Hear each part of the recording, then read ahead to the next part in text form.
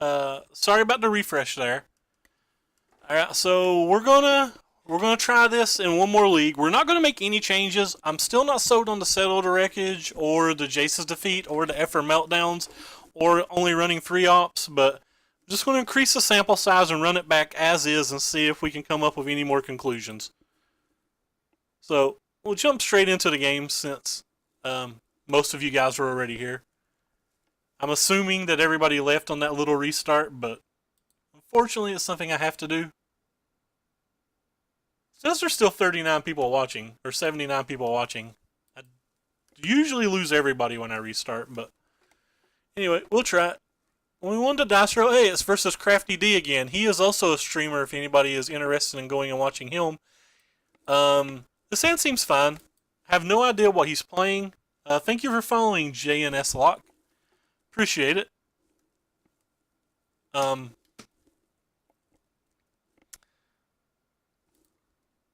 So last night when we were playing versus him, he was playing a teamer deck um, splashing black for Scarab God, and his kill conditions were Sheffet Monitors and Carnage Tyrants.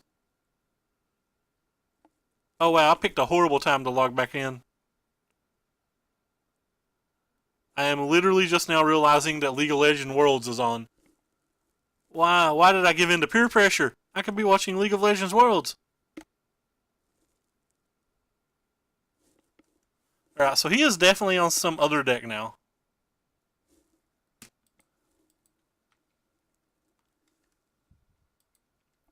I kind of don't like playing ops when I don't know what they need. Or when I don't know what we're looking for. That's fair.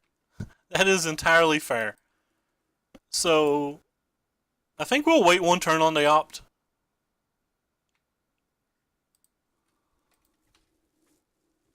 Try to get a little more information about what he's playing.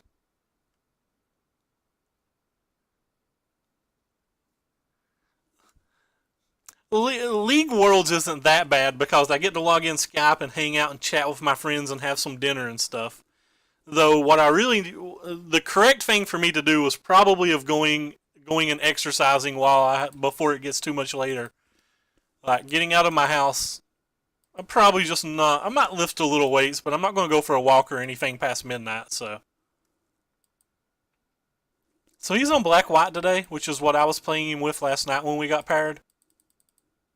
So we don't know if he's the token strategy or not, but like most things that I'm willing to keep a fumigate. I assume he's some kind of token strategy. SKT1 did not look very good this season. Did I thank JNS Lock for following? If I didn't, thank you. And I appreciate the follow.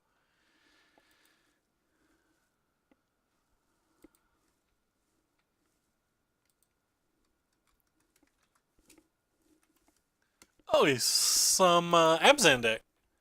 Interesting. How are you going to Abzan us? Doomfile, reveal a non-land card? Well, if you're picking a card, I would rather pick for you.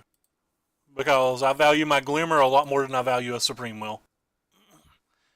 SKT1's my favorite, but like, with Huni at the top lane, I don't know if I trust him to win Worlds. I think Huni's a little too aggressive and causes some issues. Also, don't think they ever got their jungler figured out. Like, Peanut doesn't seem great. That card's nice. That card's probably good enough to cast out. When you have 5 or less life, flip it. That card's actually really nice. I think that card's strong. Strong enough that we're going to cast out it. He's going to get 1 card out of it, but like, that's still already a decent advantage.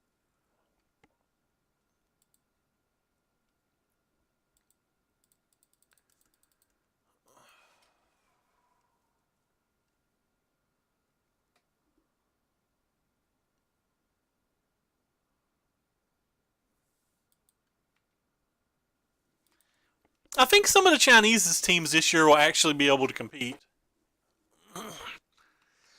But in previous years, you were right. If you got paired versus the top one or two Korean teams, it was just over. And then even last year, like the third place Korean team was absurdly solid. I really, really like that art. If anybody knows me, I'm like somebody who is like a purist on old arts and old frames and stuff like that. But I like these new lands enough that I'm actually playing the new lands over them.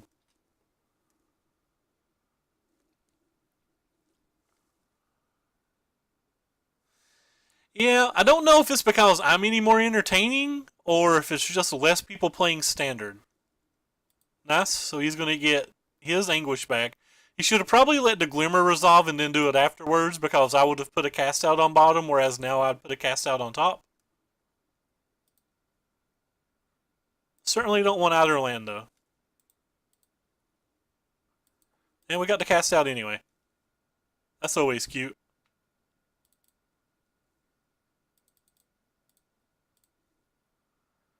Let's go ahead and try to get this down before he gets to get another card off of it.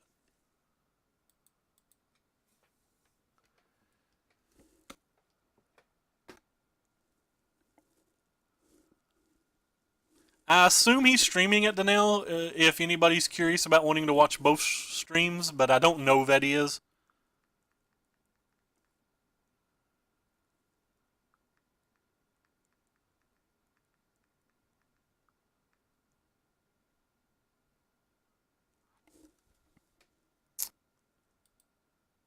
So he took a nice 5 damage there.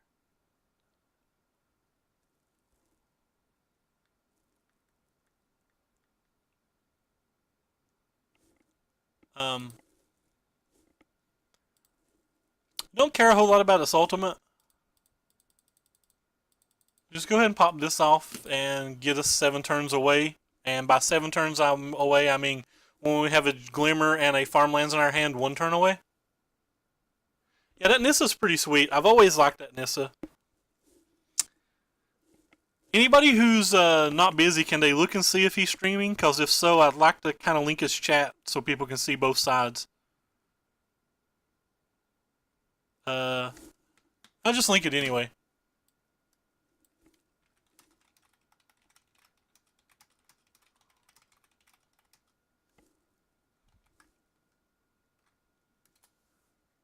So he's got Sheffet Monitor. That's his invitational card.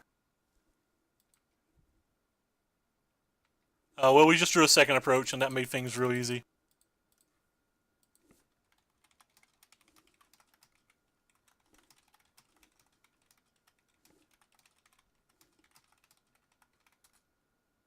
Alright, so this is his Twitch stream.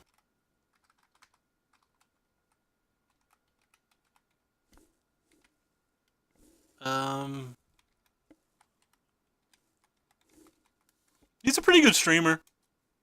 He's got a green screen and everything. He's a lot better than me at streaming. Alright, so we don't really know what he's playing. He's playing some kind of Abzan brew. Oh, sorry, I gotta pull up Tuffy's thing again. He's pulling some kind of Abzan brew, so there's a very good reasonable that I might need alternate win conditions. I beat him last night by sideboarding in Lost Legacy and calling us Carnage Titans, and he plays Approach himself, so he's the type of player that I would expect to see have the... he's the type of player that I would expect to see to have Lost Legacies. We didn't really see anything that Esper Meltdown's great versus. We also didn't see anything that Fumigates and Wreckages are great versus either, but he's typically a Carnage Tyrant player. So I kind of want to leave the cards in that are a little bit stronger versus Carnage Titan in general. And I believe I would rather have the Fumigate than the Settle the Wreckage for the simple fact that Settle the Wreckage is bad versus discard, and we know he's going to overload on discard. Again, I have absolutely no idea what's in his deck. So we're kind of, for the Black-White tokens list, yeah, one moment. Let me pull it up for you. This is the last build that I played of it. Does it got all the cards in it? Yeah. This has all the cards in it. This is the last build that I played. I'll go ahead and take a quick screenshot for you and then get back to the match.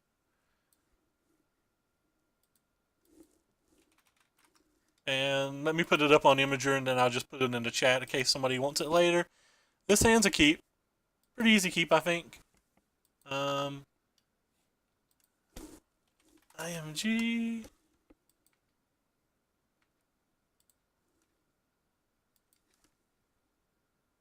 Yeah, so that's a very cool tool, and this is a guy I follow, and I like his stream a lot. And whenever we log out tonight, if he's on, he's probably who I'm still hosting. So, just wanted people to be able to see both sides. He brews a lot too, which I know a lot of people like.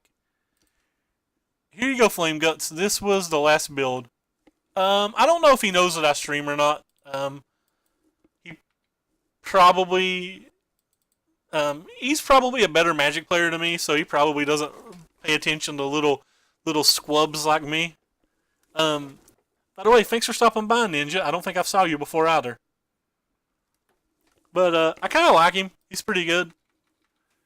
He explains things well, and he's good for conversations. I specifically like streamers specifically that will interact with the chat. I don't like the streamers that just kind of like play their games and go through the motions. I like the streamers that like explain their thought process or just like sit and chat with you or whatever. But no, I really like his stream, and he has a lot of like really neat ideas. Like I was a big fan. He was the first person that I saw actually get down and play a Firebird enchantment approach deck, which was something I've been wanting to brew for a while. So it was just really neat to see somebody actually get it down and play it. We have our land drop, so I don't think I'm going to waste the Supreme Wheel. Too good of a chance that he'd have something we want to use it on. And last night he was playing a control deck that used Carnage Titan and Shelford Monitors as his kill conditions, which was pretty sweet. They seemed like they were doing him well, which is why I'm assuming he's on Carnage Titan again today. Umbaga, thank you for following, mate. I think it's the first time I saw you around. Again, this is similar like last game. Like, if I'm discarding a card, I would rather choose the card I'm discarding. And I value literally every card in my hand other than this opt more than I do a random discard. Whoops, tapped that wrong, but whatever. Kind of just looking for lands and fumigates and stuff. I actually think I'll keep that though, even though it's not a land. We're going to cast out this for sure.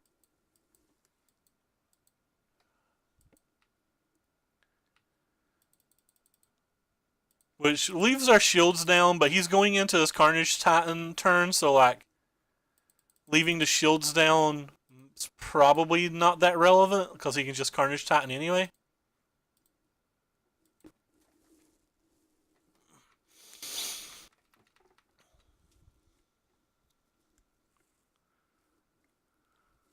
Alright, so it's not Carnage Titan, that's good.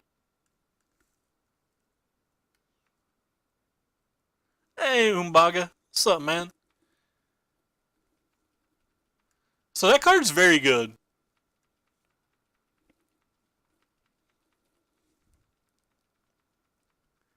Yeah, no, Chris has a really nice stream. That's why I was trying to give him out some love. Thanks for stopping by, though. Hey, JC Morgan. What are you into today, George?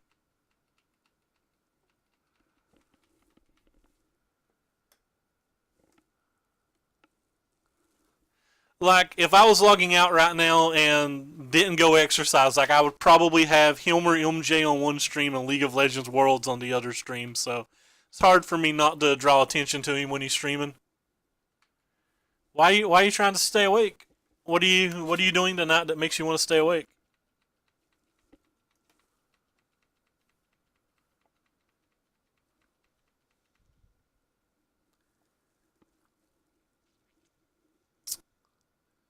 So what's he got going on now? A Carnage Titan. Alright, well, we're certainly not going to counterspell that. Or we're not going to cast a Gear Hulk now. We're just going to cast a Glimmer and then untap and Fumigate. Sorry, I tapped my mana a little wrong there. Should tap blue. In case we hit something that we need to cycle. We definitely want at least one land. and we're definitely not.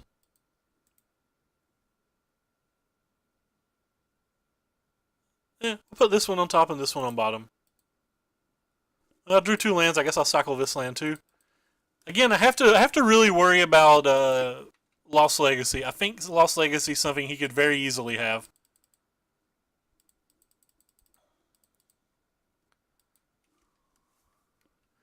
Passed out at.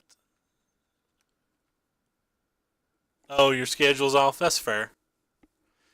My schedule's been off pretty bad too. I've not even been logging on to stream until like midnightish, or till like 9ish.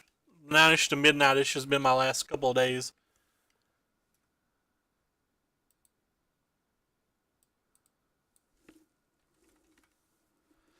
So we still have the Gear Hulk and we still have the cat. He's got a pyramid in play, and then he gets to choose whether he wants to get rid of our cast out or our approach, whichever one's worse versus him.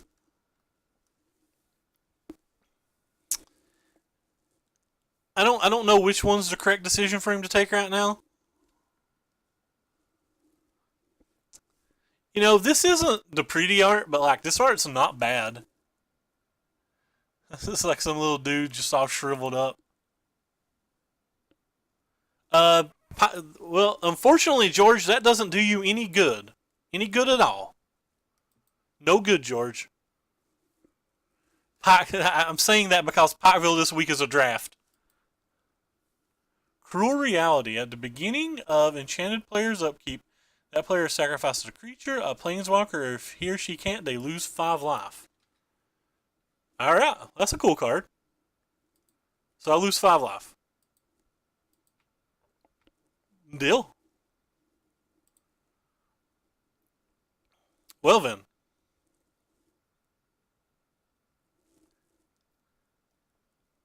I guess I'm just going to slam the cat. He has 2 draws to be very good versus the cat, and we still have a cast out. As of right now, the Cruel Reality on board does 1 damage to us a turn.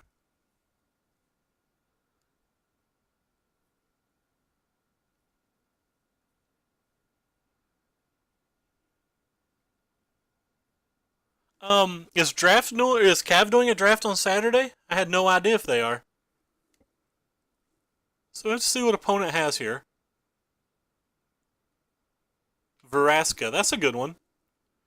Opponent's giving us all sorts of the weird threats.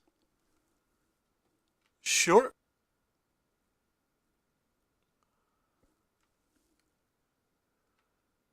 Oh, I didn't see it. I'll have to check it.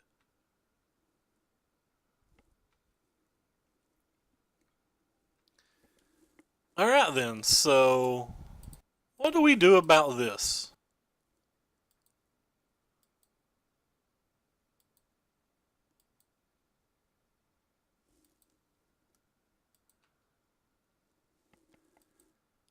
Huh.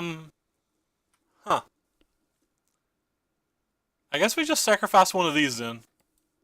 Our life total is low enough that it's a little threatening. Well, that made things a lot less threatening.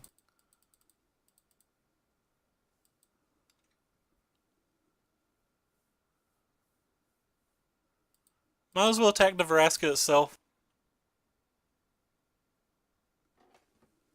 I'm not actually worried about the Vraska.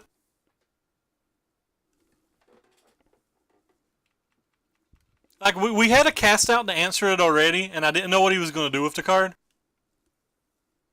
As long as I have that cast out in my hand, I'm not that worried about the Vraska itself. Like, I don't think the Vraska itself does anything. I guess I should have explained that when I did it. Like, it's an interesting card, but I don't think it matters. I do plan on drafting tomorrow, George, because of a Fatal Push. Like, the only way I think the Vraska matters is if he has Lost Legacy.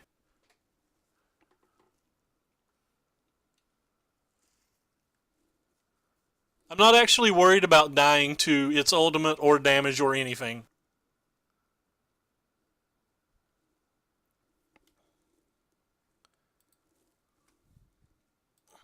I should have talked about that when I was happening. That's what I was saying earlier. I don't like streamers who just do things on autopilot and don't discuss it. That's definitely something I should have talked about at the time.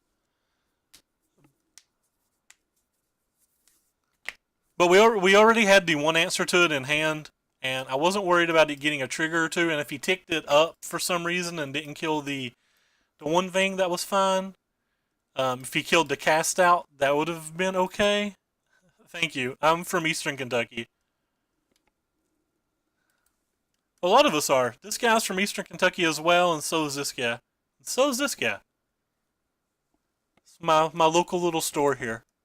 That could have been a big play mistake, though. That definitely could have been a big play mistake. And if he casts Lost Legacy, where I'm obviously going to get super punished.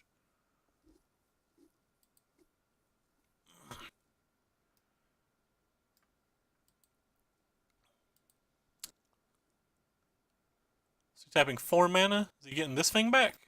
Sure. You can have that thing back.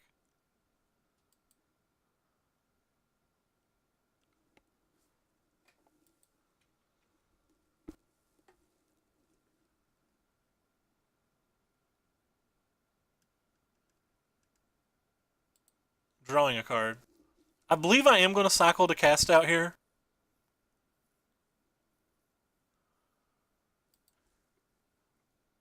The plan is to cycle to cast out because again, I'm only afraid of Lost Legacy at this point, and there's a chance that we just draw an approach anyway.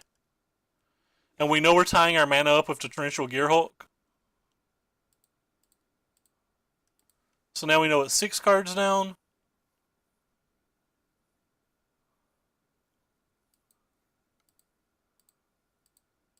Now we know it's 5 cards down, and it'll be 4 cards down on our draw step. There's another cast out.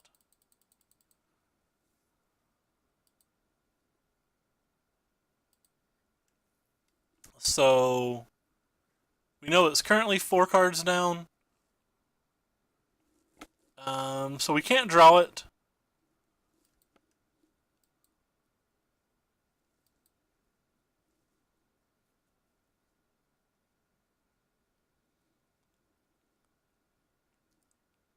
So this is worth 1, 2, 3 cards, so we can't draw it. But we can definitely draw it during our next turn.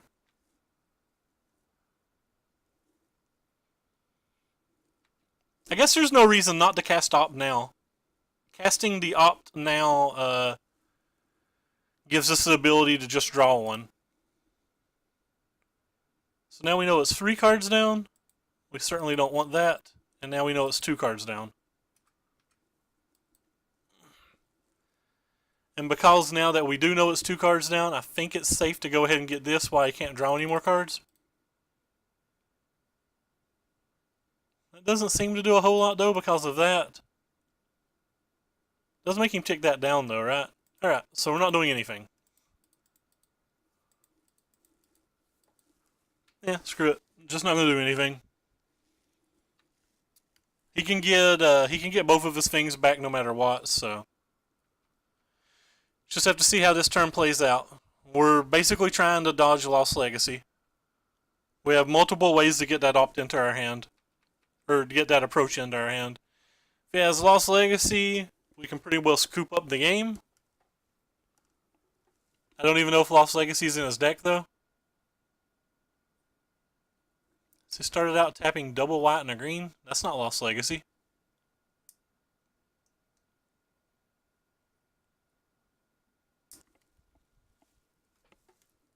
A little Gideon, that's fine.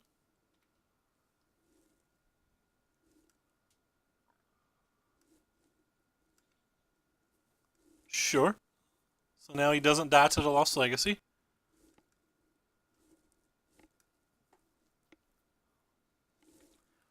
Drawing a card.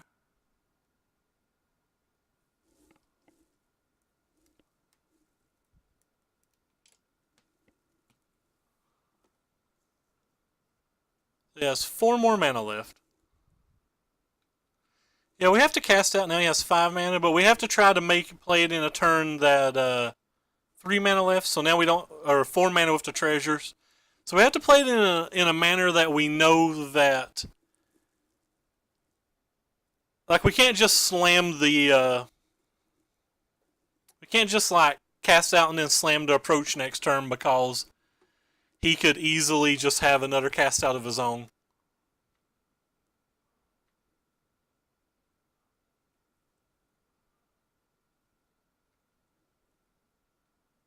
I'm assuming he does have another cast out of his own the way he's playing.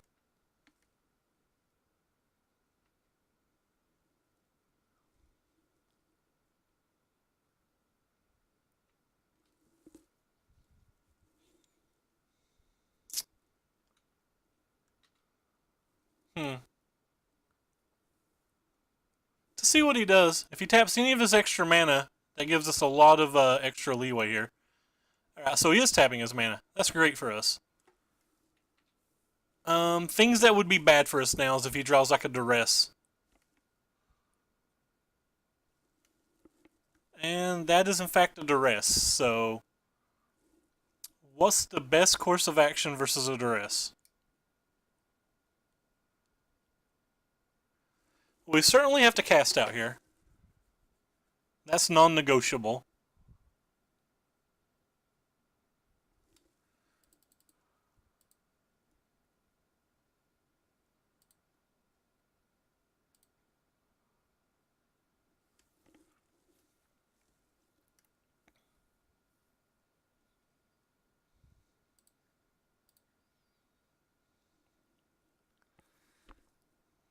And we just let him cast out the Supreme Will? Whatever. We'll counterspell it. Maybe he forgot to Gear Hulk. So any cycler gets us there. If not, we have to find a way to survive another turn.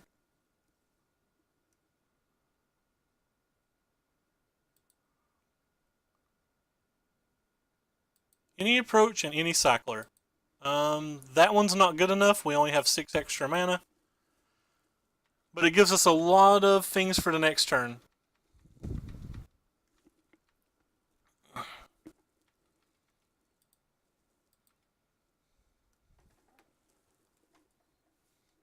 And how good would a Supreme or Torrential Gearhulk be if you could actually hit sorceries with it as well?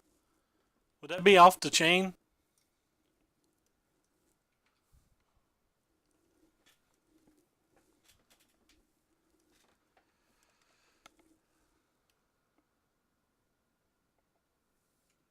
He does. He can, so like we can't win next turn. We have a long game ahead of us. But we couldn't not cast it, right? Like, he's just going to take it with the duress if we don't cast it.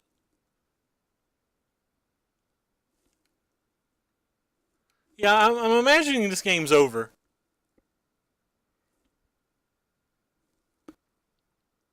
He drew 1,000,000 cards, so I imagine this game's over. But it may not be.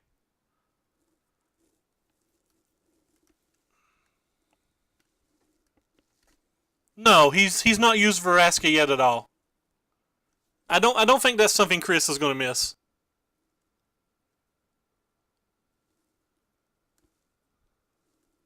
Yeah, he didn't miss it. There's nothing we could do about it. Like, we had to play our cast out. There's only one cast out left in our deck as well.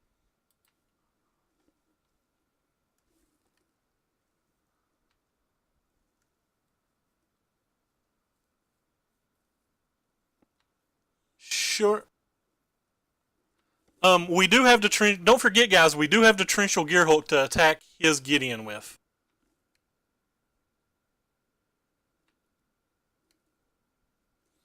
We have a Torrential Gearhulk to cast his Gideon with and a counter spell to protect it.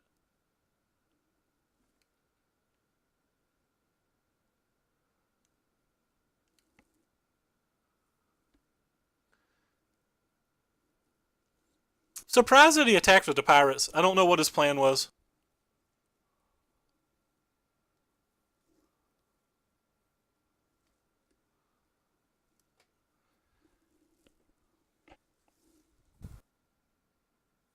I do not run to Gearhulk's main, but I did have the 2 in the sideboard, and he knows we have this one. He saw it.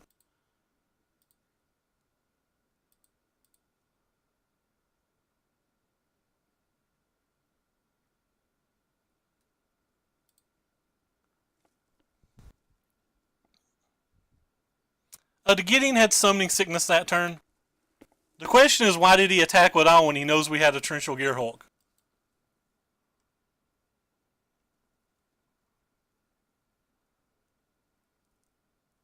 Wait, what is the no stop? I'm not getting the no stop here.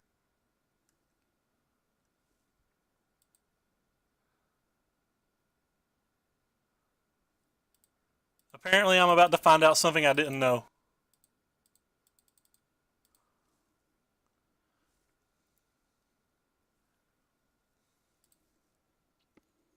We'll take the Glimmer. I'm bad at math. Oh, okay. Oh, no, I definitely counted that. So go ahead and cast. We get our approach back.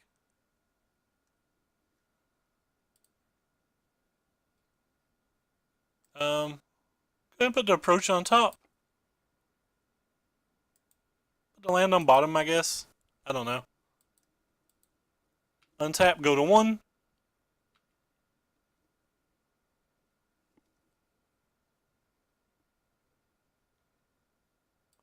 Oh wow, we have to sacrifice it. This isn't a May. Oh wow, that's not a May.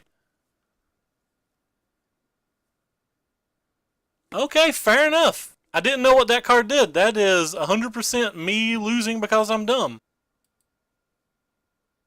This entire game I've not known what that card did. Wow. Well, okay then. Sometimes you're just bad. This was one of those times.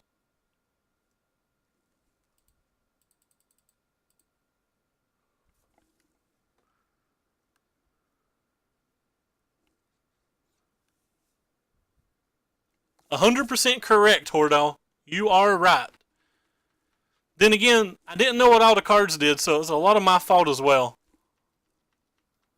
It's not just a Gideon play, it's also me not knowing what the cards even did. So I actually thought this game was over, and I'm amazed right now. Thank you for the host, Matt. Appreciate it, man.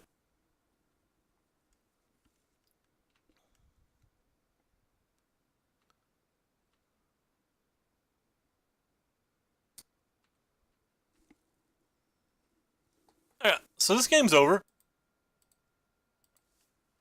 Well, I kind of got crushed there. Alright, so what are things to think about for the following games? He's got a lot more. He has a lot more planeswalkers and stuff than I thought his deck originally had. I thought he was a creature control deck. I didn't expect any of the planeswalkers or anything. So we're certainly going to bring those in, and we're going to take out some more of these rafts. Yeah, it was a fun game. Wait, what? What, Ozzy? What about the treasure?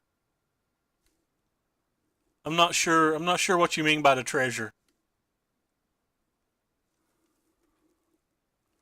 Actually, going to cut out another approach. He's already showed me Lost Legacies. I'm just going to try to beat him with the other creatures and counter spells. But he is certainly not the deck that we sideboarded for. That was actually pretty sweet. I thought that was kind of cool how he beat us. By the way, thanks for stopping by, Little Mogo, and Ozzy. I don't think I've saw either of you guys before. And hello to you, 10th Degree. Welcome back. Do not seek the treasure. Hello, BBR.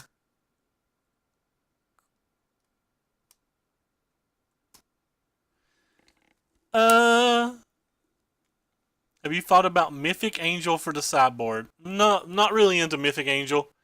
It costs 6 mana, and if I was going to play any effect like that, I would just play the 4 mana new card that like exiles things and doesn't let them replay it. No, opponent's deck was sweet.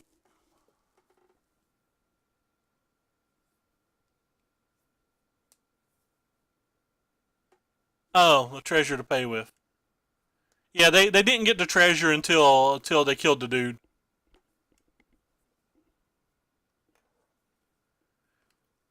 I thought that game was very sweet. Yeah, Ixalan's Binding. I would play it before I would play Angel of Sanctions.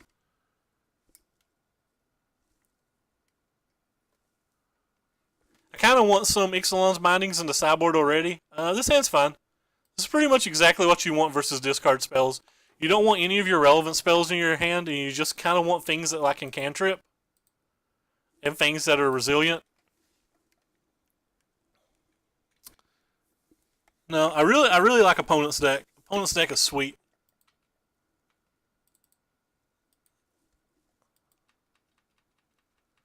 Yeah, and I played it very poorly. Like I didn't know what certain cards were, and I just did not play that game well at all. I feel like I learned a lot that game. I'll certainly counterspell Vraska the next damn time I see it. That's for sure. We won't even consider leaving the Vraska on the table next time. Lesson learned.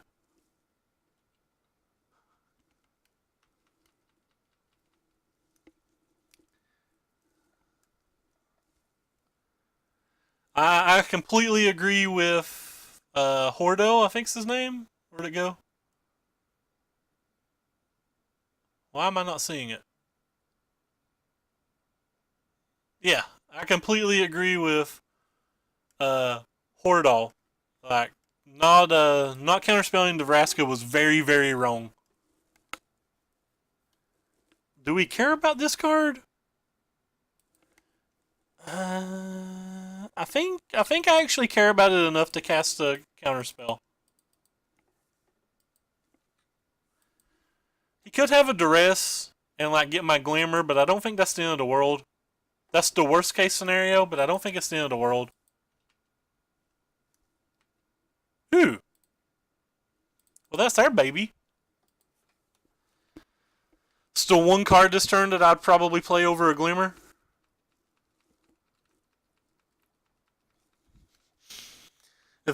Thank you for following Barbatoro.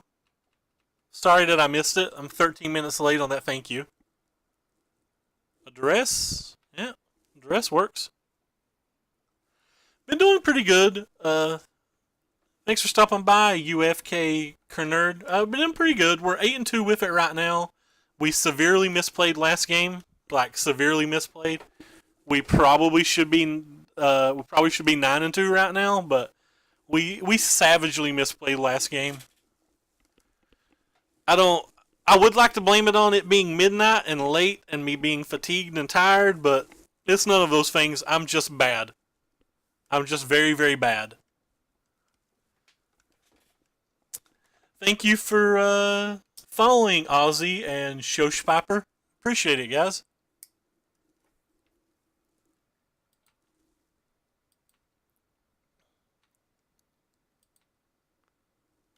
So go ahead and cycle this. He knows about it, so he's going to play around it anyway. Put an island in our graveyard. Goodbye, island. And we drew best card.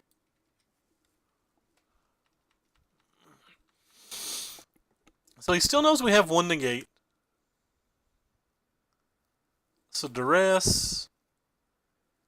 Kind of think it's worth negating that duress. But it's probably not. We're probably just going to cast a glimmer, I guess. There's like creatures and stuff we can hit. Could keep both lands. Definitely going to put one on the bottom. I think we're going to put both on the bottom in this scenario. Because we can already flip this if we need to. And drawing our second Fumigate when we only have two in the deck is a little disappointing. So we kind of have like two deadish draws in our deck. Which means he'll most likely just take the negate there. And like resolve a Lost Legacy or a Planeswalker or something. Which makes the game a lot more interesting, but we still have the Regal Caracals and the Torrential Gearhulks. So we're not just dead to this card.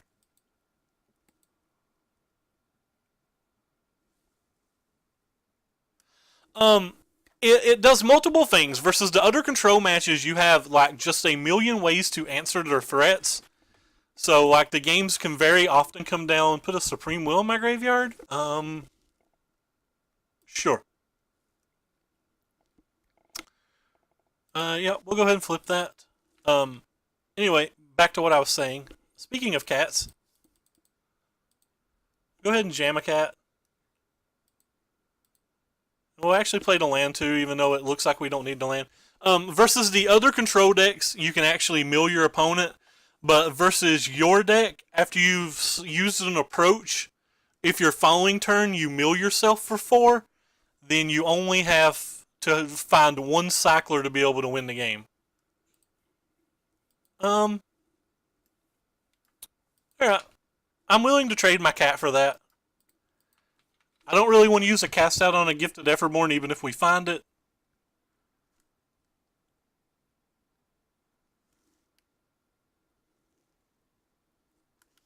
But I'm more than willing to make this trade. I can start attacking for 2 a turn. If I draw another cat, I can start attacking for 4 a turn, etc., etc.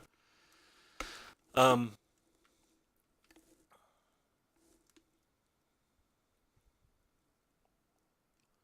he knows our hand, which makes his discard spells considerably less good.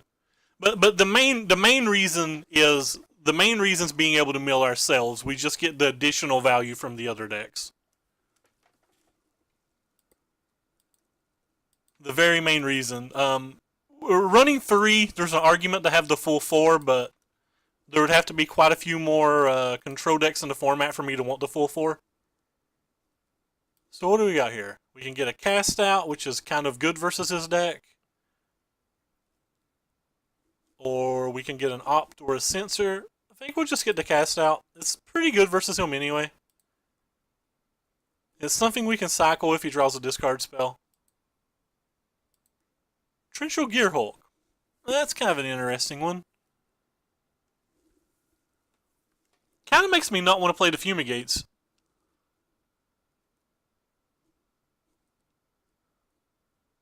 It's probably fine to play the Fumigate though. What's the worst that can happen? Alright, so what's the worst that can happen? Just going to cast a Fumigate. We'll find out what the worst that can happen is the hard way. We get 1 extra point of damage this way. We gain the same amount of life even if we didn't attack.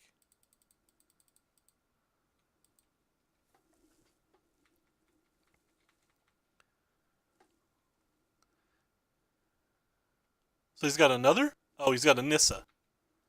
The Nissa's pretty strong there.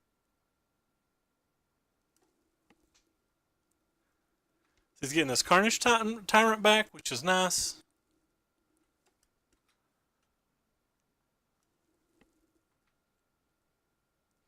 Alright, well, I guess we're going to cast out this.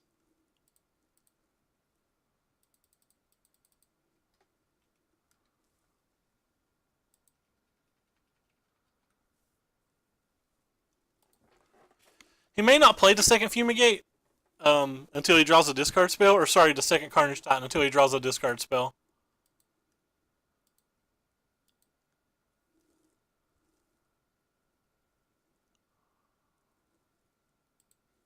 So he saw that card now.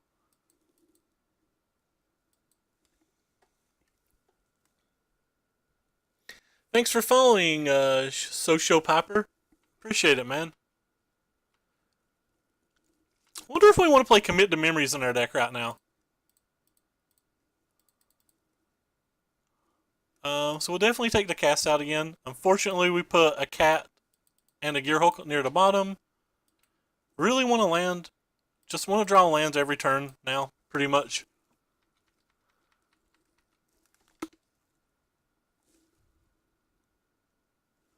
Yeah, Vraska's very good in this spot. Alright, so he's down to 1 gear, or he's down to 1 Carnage Titan in his hand, which is fine. I'm going to go ahead and play this and try to force his hand with the Carnage Titan.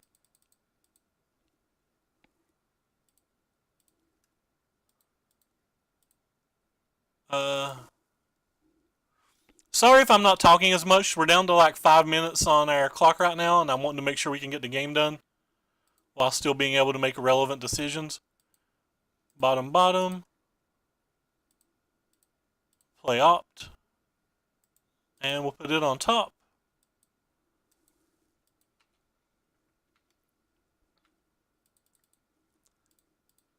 So go ahead and play the search for Azcanta. It's a May, so it's fine to keep it in play. It helps us get back to our other things.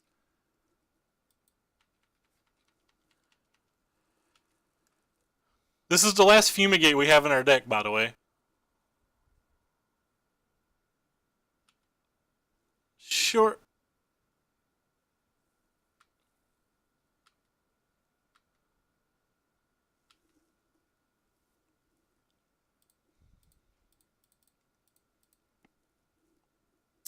We'll take the negate pretty easily.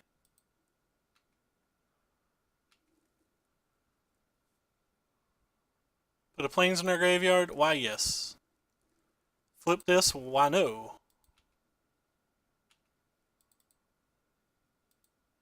We're going to go ahead and cast the Fumigate instead of attacking, because we get to gain all the lives this way instead of just one life the other way. We're going to hold up the negate, and then we're going to play the cat next turn.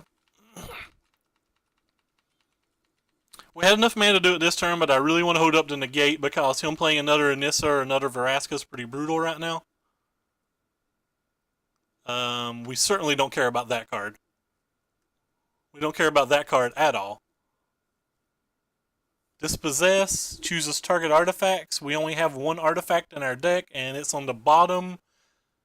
So I'm going to go ahead and let that resolve so that he shuffles the cat back into our deck because our cat's in our bottom 3 cards as well.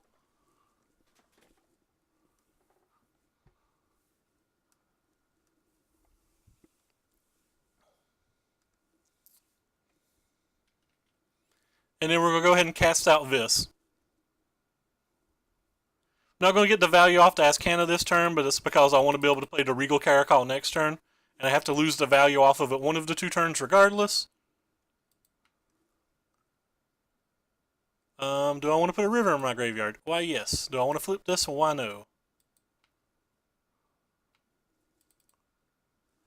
Hey, Black Cat. Sorry, we're running out of time right now, so I'm a little not paying nearly as close to chat as I should be. Oh, it looks like the chat's not really talking anyway. By the way, hello, Black Cat, for stopping by. I don't think I've saw you around before. So whatever this is, it's going to get snap negated. If it's negatable. If it's like a Carnage Titan or whatever, we're obviously not going to negate it. Oh, I guess we're not going to negate that out, or we're just going to use a cast out on it.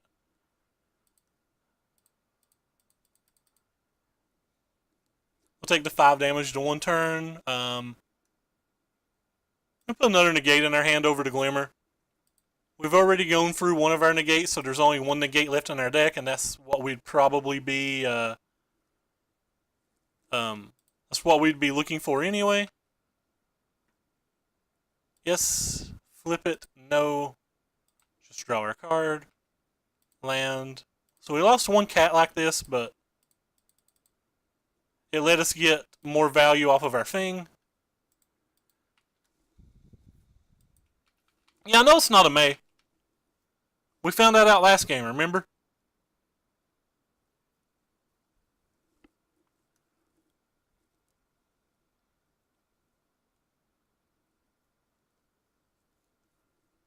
So anything but a Carnage Titan is something that we don't have to care about.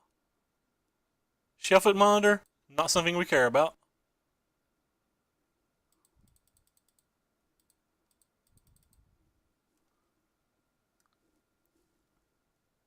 Put the Glimmer in our hand. Any order.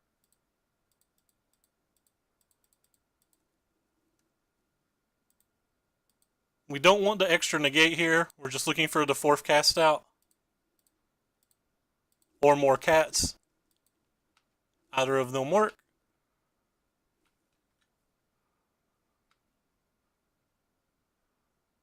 Yes, planes to the graveyard. Transform, no. Draw for the turn. Play our land. Put another cat on the table. And next turn we're lethal through a... next turn we're lethal through a... pretty much anything. We're lethal through the Shielded Monitor, specifically. Duress. Sure. It's going to get the negate out of the way. And then we're just lethal on board. We got 13 points of damage. He's only got 5 points of block, and he's hellbent. So this Azcanta went absolutely nuts this game. So we played game 2 well, but we drew an Azcanta, and he did not draw his legendary guy. And the first person that resolved a legendary enchantment that doesn't get destroyed seems like it does exceptionally well this match. They're actually pretty fun games. He flooded a bit that game, but like he got his Lost Legacy off, he got his Dispossess off. He drew a Carnage Titan. He just didn't draw any of his extra cards. Yeah, in the grindy matches it's really good, but it's how good is it in the non-grindy matches is the question. So anyway, we played that game poorly, and I typically don't like to advertise after we've played a game so poorly, but that match took 51 minutes. So therefore, I'm going to advertise. And if you guys like what you're seeing, you should make sure to follow. I highly appreciate it. You should also look at the links below and follow my Twitter. On the Twitter, you'll see every time that we go live, all the deck lists we play, and just the random thoughts and conversations I have in terms of Magic. On the pretty other thing, the YouTube, if you follow it, you'll find all of the past streams in case you miss one or in case you have to go in the middle of one. You'll also find some content that's not streamed. Hopefully at some point there'll be more non-stream content on it, but as of right now my upload speed's so low that it's really hard for me to put anything on that's not able to be put through Twitch, which is why I had to stop the stream earlier and restart it, which really sucks and something I never want to do in the middle of a stream. And if you happen to be watching from the YouTube, make sure that you remember, in the description below every video, we'll play first. In the description below every video, there's a link to both our Twitch, both our Twitter, and the deck list we're playing. What's up, Ricky? What are you into today? How's Tokens been treating you? You still crushing people with it? Oh, our opponent's 4-0. We're trying to stop him from getting a trophy. This is just our second match, Ricky, but after this tournament, you're more than welcome to borrow the deck until I stream tomorrow. I probably won't play this deck tomorrow. I feel like people like seeing a variety of decks, and I don't want to play the same deck every day, but like, if people want to see this deck, I can keep streaming it. Mediocre? That's fair. What have you been struggling with? I'm 13-6 right now, but I've struggled a lot with mono red. Like 3 of my losses have been to mono red. And that feels nearly unacceptable. I'm actually going to go ahead and play the Azcanta here. The op doesn't get us into anything anyway, and we don't have any relevant 3-drops, so like the opt next turn would be able to get us to an Esper Meltdown just the same. So it looks like it's just casual mono red. Best deck by a lot. It's probably not the best deck. Teamer's probably the best deck. Easiest to build deck by a lot. Definitely put the planes in the graveyard. And there's the Esper Meltdown. I have extra mana, so I guess we'll go ahead and do it like this. Green-white ramp? Gideon's. I think Gideon is very good, and I was very sad that I cut it from the list. I'm thinking that it may get put back in the list over the Esper Meltdowns. So we're going to look for a censor here, because censoring that's the same as casting Esper Meltdown on that, except censor's slightly stronger.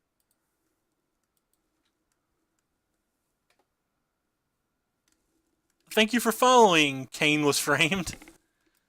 Your name amused me.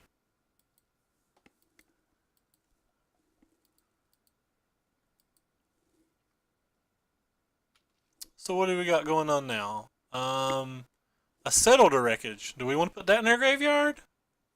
No. I guess we want to keep it.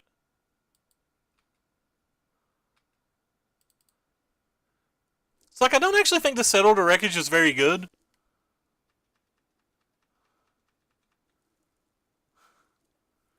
Especially if he doesn't have another haste creature exactly this turn.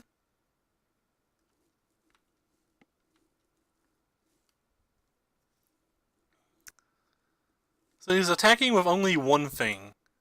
I don't think I'm willing to prevent just 2 damage, so we're gonna go ahead and cycle. I think I like 2 Gideons a little bit more than 3 Gideons. Maybe the 3rd in the sideboard, but they're very good. They're very good in the mirror, and they're very good versus a lot of the little mid-rangey decks. Like, they do quite a lot. Alright, so it's that thingy. So what do we got this time? Put a plains in our graveyard? Why, yes, we'll put a plains in our graveyard. And casting Fumigate here seems very terrible, but it also kind of seems correct.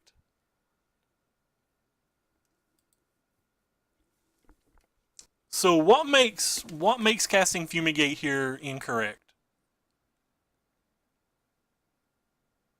He gets both of his little Earthshaker Kenras back throughout the game? That seems pretty good.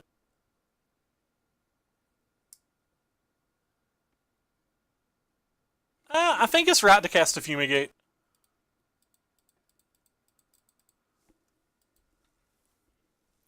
He wasn't attacking with the Kenras anyway, so...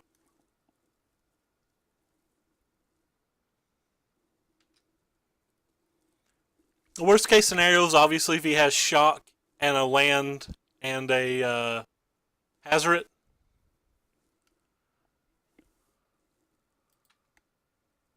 Put a Glacial Fortress in our graveyard? Why, yes. Flip Ascanta? Why, yes. Alright, well, this is good. Is this going to be the first time we've cast Settle to Wreckage? This... For 1 point of damage. Yeah, I'm not casting Settle to Wreckage for 1 point of damage. So he didn't draw a land this turn. Which means he's probably got some kind of creature. Hey, Mohad Deity or whatever. Thank you for following, man. Alright, so you're going to get all the things in the world off this Settle to Wreckage in a second. So what do we got going on here?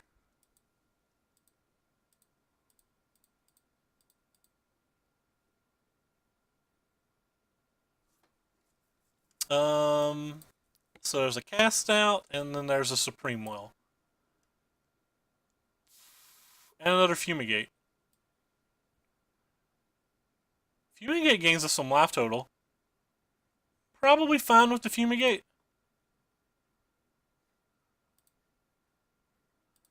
Go ahead and cycle this as well.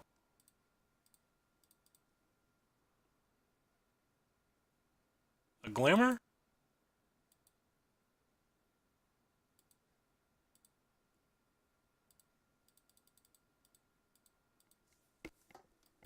So he didn't have a Hazoret last turn. We're not really worried about a Hazoret this turn.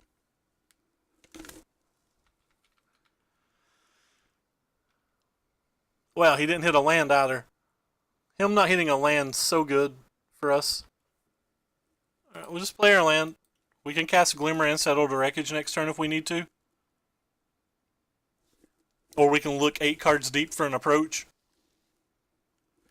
Yeah, maybe I'm a little too down on Ascanta. I've not liked it in these matches. Opponent had a reasonable draw, but he didn't have a Hazoret.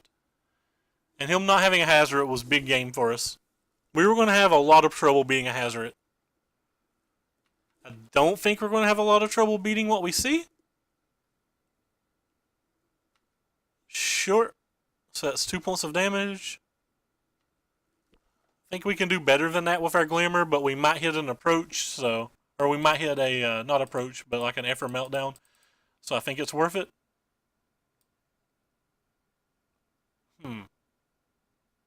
Alright, we'll keep both in.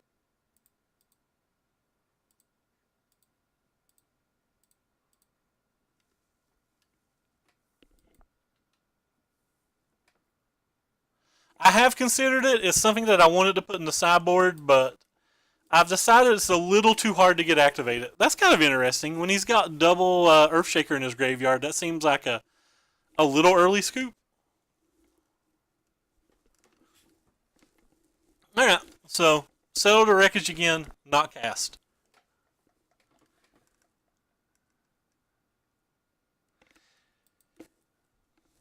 Alright, so what do we got going on in the sideboard? I believe that the 40s are obviously pretty good. I believe that the Regal Caracals are obviously pretty good. In general, what do I think is bad?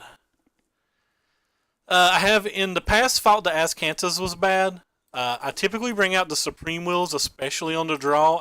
I think that I think you're a little behind the 8 ball on the draw, and you already have 12 things that you want to play on turn 1 and 2.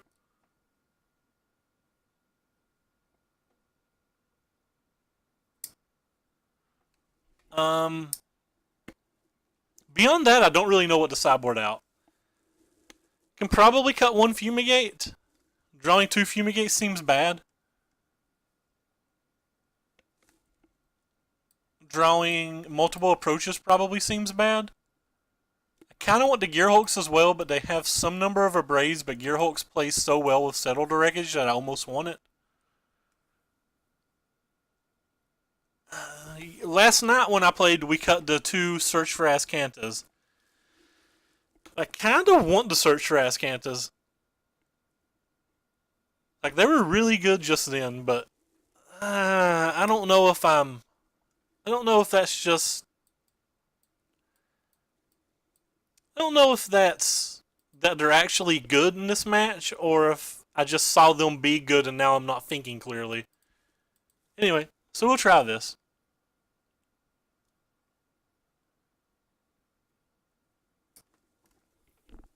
Alright, well this hand's exceptionally slow and he's already mulliganed, so we're going to keep. I typically don't win this match with the approach, but being able to get the 7 life point cushion is very useful. So he didn't have a Beaumont, that's already good. Hey, Snacks Move, I don't think I saw you around before, and welcome back, by the way, Super X Fiora, I don't know if I said it. Good night, Warhol. Yeah, that's what I was thinking. I think it's a little bit too slow for this match. So I think it needs to get sideboarded out, but I'm not entirely sure. Alright, so we don't have the best draw. Triple Glimmer. Glimmer is something I've considered cutting in the post-board games. So drawing 3 of them is obviously not exciting. If he's just got a bunch of burn spells to throw at my face, these things will get a lot better. I gain another point of life, but there's an approach that, as it stands, we're not getting close to getting to.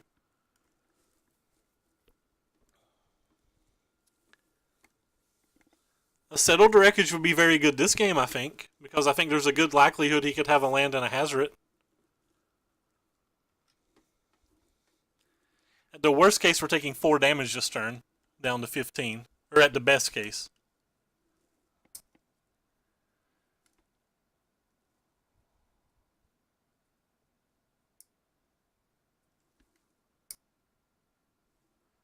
So down to 15. He didn't have a burn spell, I guess that's good.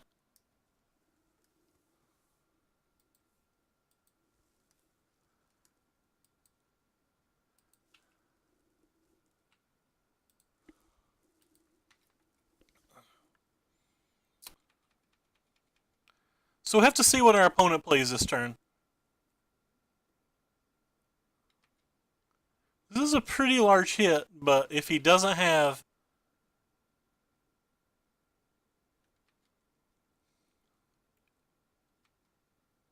I think we have to take it. It looks like we're going to have to find a... Looks like we're going to have to find some kind of raft to be able to win.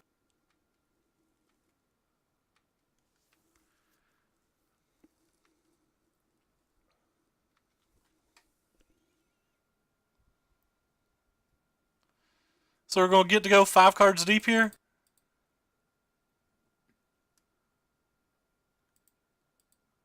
Bottom. And looks like we get 1. Well, that might give us a little extra time.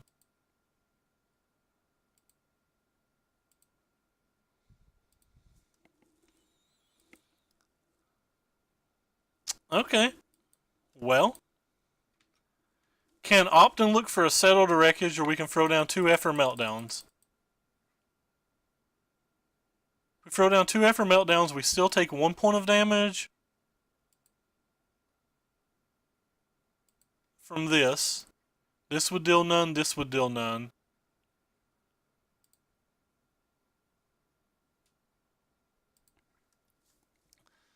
So if we put 2 Meltdowns down, we can stop this and only take 4 down to 6, or we can stop like this and take 5. Hey, Migos. Feel like us being at 5's too low.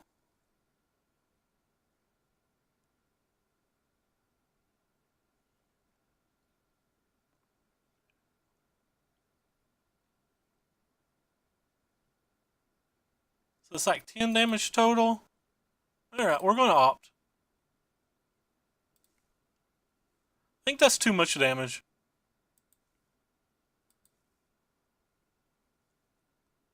Alright then.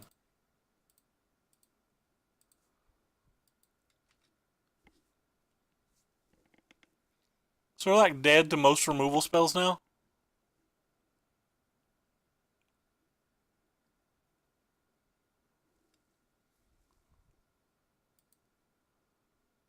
There's an approach that we didn't have time to get to. Alright, so we have one more draw step to look for a Fumigate.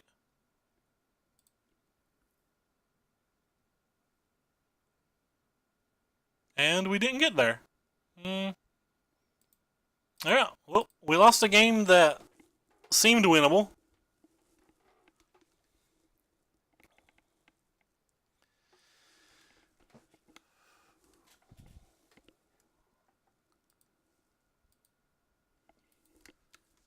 Well, I'm particularly close to finding anything either. Alright, so he left all of his 1-drops in, which we knew he was going to leave his 1-drops in. Does the Supreme Will seem a little bit better on the play? The Glimmers seem a little worse on the play. The 4 Fumigate seems a little better on the play as well. The Opt seems better than the Glimmer on the play, maybe? I don't know. Let's try the Supreme Wills over the Glimmers.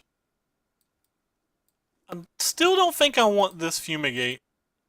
Drawing 2 Rafts is so bad versus them typically.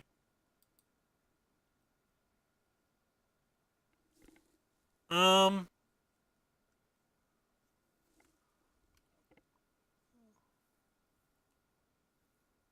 not had a graham cracker in so long I can't even count, man. Do I want the Fumigate?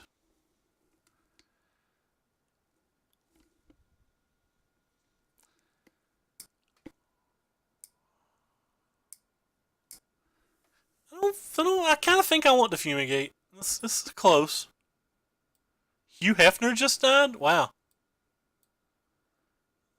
It's not that the Fumigate's bad, it's that drawing 2 of them are so bad. Hey, Tommy Clean Socks. I've not saw anything really new out of the Teamer decks at all.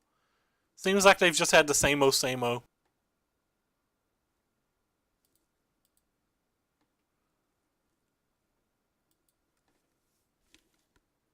Huh. Is it bad that I'm considering keeping this? That I think authority's strong enough to keep that?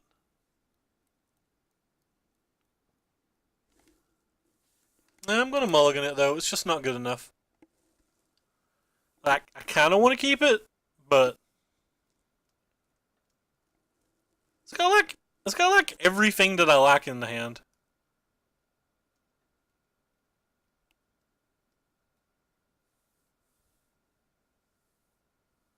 I am gonna keep it.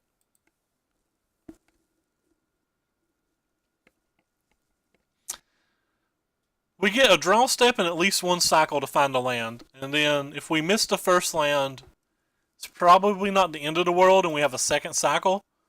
So we get to go through 4 cards, 5 cards to have a land by turn 3. And the 40's that strong versus them, and we have Esper Meltdowns as backup if we do hit 1 land to try to stall the game out.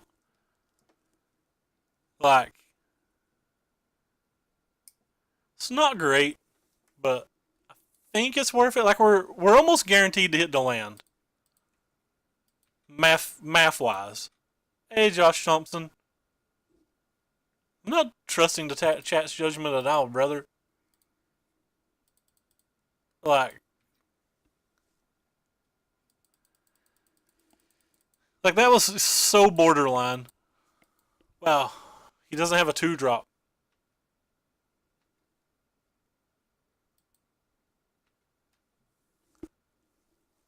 Him not having a 2-drop's actually bad for us. It means we probably can't cycle the second cast out.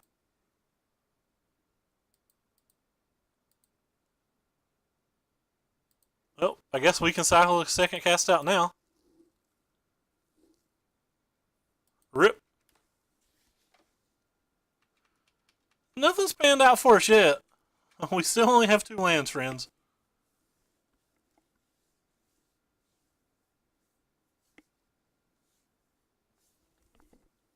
We have gone 11 cards deep, though. The odds of finding a land were pretty high, I think.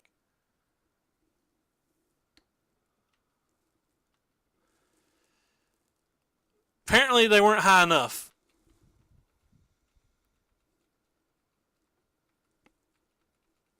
I don't know if the hand was a keep or not. I think it was very borderline. I don't think it was bad per se to keep it, but it was certainly very borderline.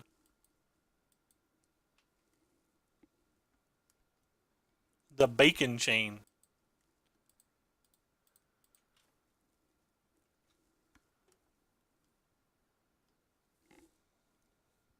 It may not have been a keep, though. If he has like a Chandra or something, we're just SOL.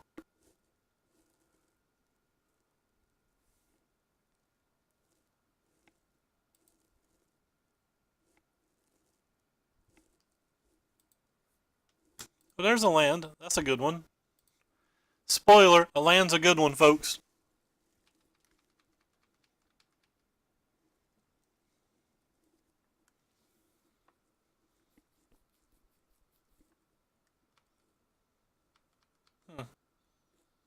Wonder what's in his hand. Like he doesn't have another creature? Him not having another creature would have seemed real suspect.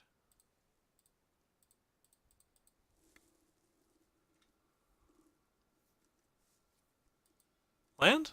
That's not a land. Alright, onward.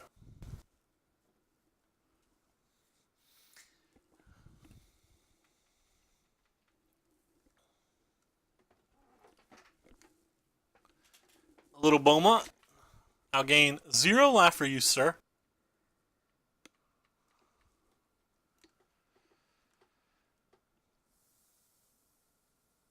A little Earthshaker Kenra. Sure.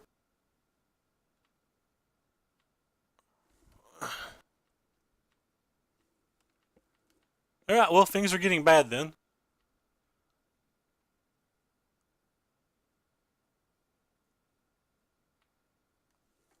Sure. Well, I don't want to take the 5 damage, so we're going to start with an opt and see what we get. We're going to keep the land. Alright, so do we melt down that when we're probably casting a cast out next turn? Seems fine to melt down that.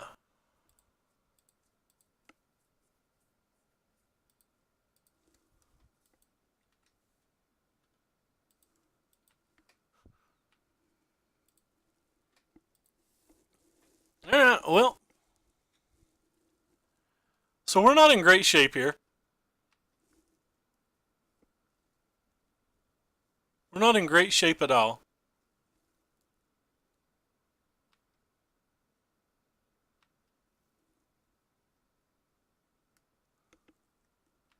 Take our 3 down to 10.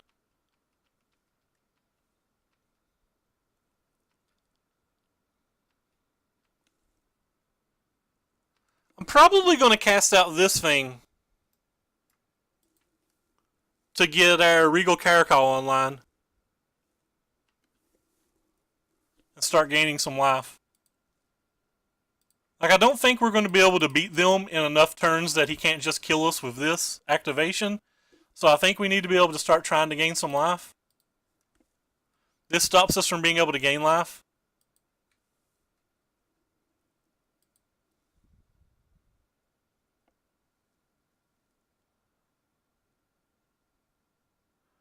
You keep one land hands with decks that didn't have a double cycler already in their hand on the draw. A bit of a different one land hand.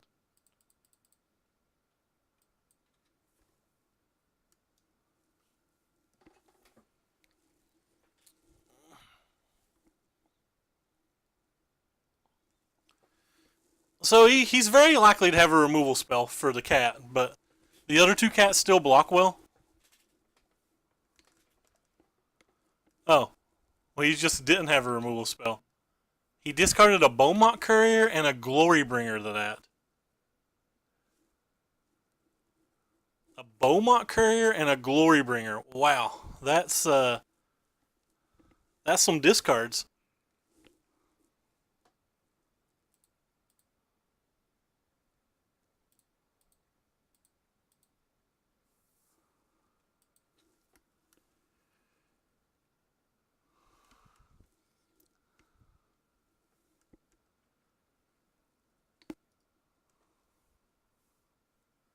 So we're going down to 6.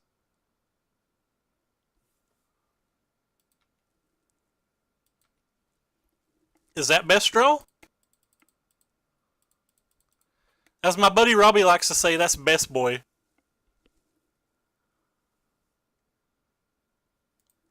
So we lose a cat like this, but we gain a ton of life.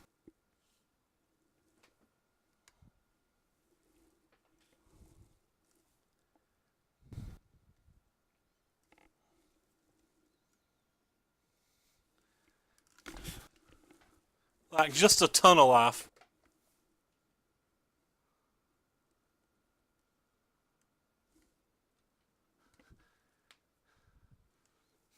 Turns out keeping the on one lander worked out. Our opponent had a slow draw, and the 40 of the council was that good.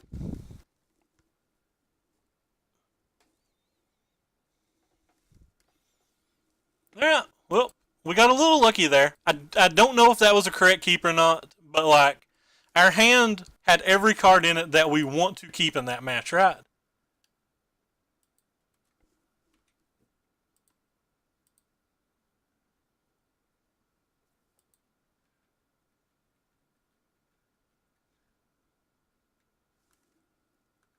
Um, I'd have to actually sit back and do some math to know whether that hand was the correct keep or not. But like, we did have 24 more lands in our deck. We had a double cycle, we had a draw step, and we had the best card that we have in our deck and the second best card we have in our deck, both in our hand. And we had double early removal spell for when we did hit the first land. Again, I don't know if it was exactly correct, but I think we had a better chance of hitting lands than getting those cards again, right? It's close. It is on. It is definitely on the edge. All right. So with this hand, what do we got? I think this hand's a keep as well. We've got all sorts of early interactive spells to try to help us find our land.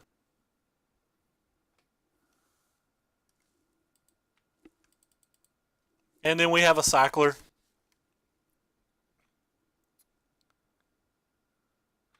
Like, I'm not saying that it was correct, but I think one of the reasons that I think it may have been correct is I think that we could miss the first land drop exactly and still be okay. So that means we had five draw steps to find a second land. So Gifts has been one of my hardest matches historically.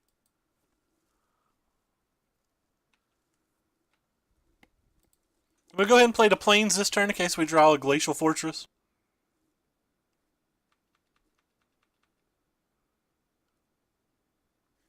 A second Minister? I'm going to go ahead and counterspell that. I don't really want to, but it's just too much value for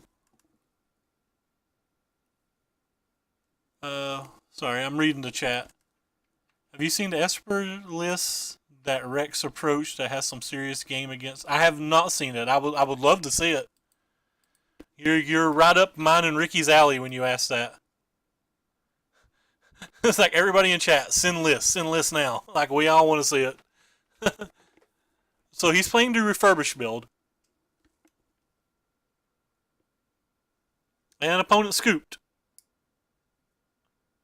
Opponent kept a one lander with no cyclers or with no 1-mana cyclers on the play.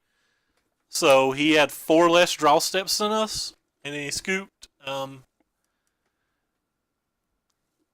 Yeah, toss the link in chat. I agree. All right, so versus the authority of the council decks, I find it. Sorry, versus the God Gives Pharaohs deck, I find it exceptionally hard to get an approach of the Second Sons off versus them. Versus the old versions, because the old versions had Maelstrom Wanderer. Now, I do not know if the Maelstrom Wanderers affected that match so badly that we can't win.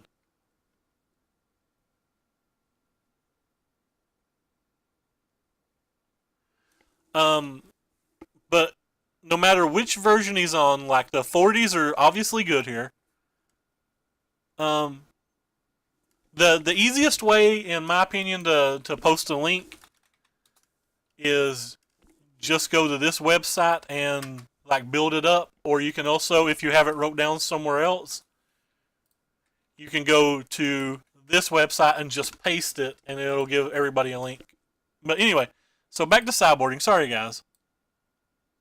Oh, what's going on here? I have no idea what this is. Let's pull this up on the other monitor and see if it's porn. It is not porn. It's Maelstrom Wanderer. Okay, Mausoleum Wanderer. Is that right?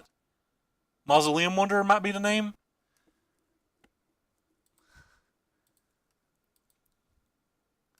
I think it's Mausoleum Wanderer might be the card I'm talking about. The 1/1 spirit that they bring back and is a 4/4. Anyway, all the counter spells are pretty good versus them as well. As well as the Gearhulks. Cards that aren't great versus them, the Fumigates aren't very good versus them. The Esper Meltdowns aren't very good versus them. The Supreme Wills aren't particularly good versus them. Like, you're not worried about killing their creatures, and the gates are just a more efficient way to kill their good spells. Yeah, sorry about that, Super. I don't know very many English cards. I realize that, Corey. That's what I was just saying. I said it's rotated. I don't know how the match plays out now. Literally just said that, son. It only gets things that we target though, right? And like, I was worried about the Fumigates and the Wreckages. I think I'm actually going to bring in both Fumigates now that they don't have Mausoleum Wanderer. And just take out those. What else? The match kind of plays fast. I like how I'm at 0 seconds, so I'm just hitting submit and hoping that we got some changes. I have no idea whether we got the changes in or not. Oh yeah, sweet. We did get the changes in, and we do have just 70 cards. Nice. Sorry about that, guys. I started talking too long. Yes, I knew it rotated. It's in Eldritch Moon.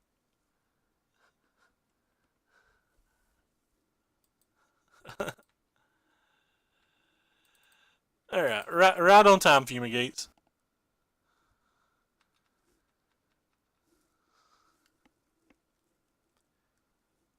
Crook of Condemnation. Well, that makes our Torrential Gearhulks get sideboarded back out. This card, James? Is this card good versus them? I'm not sure.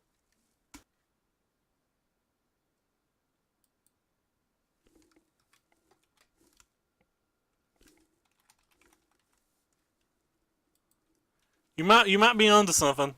I'm not exactly sure though. Alright, so we need to find lands quick.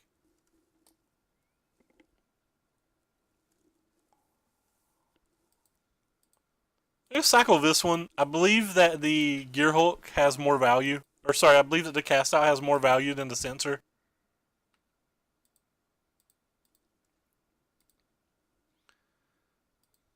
All your authorities of the councils.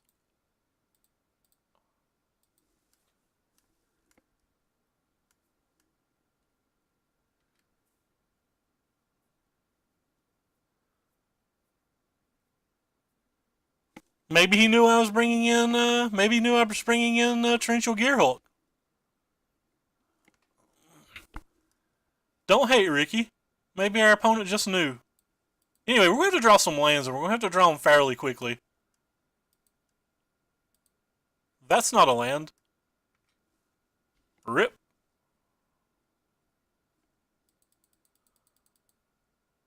I think I'm actually going to have to cycle our cast out for a land. Sure. Alright, find us a land.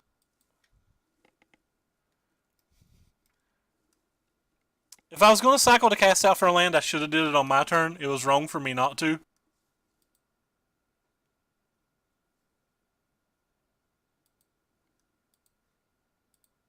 It cost us a whole 1 point of life, but like it was still an incorrect mistake. Incorrect play.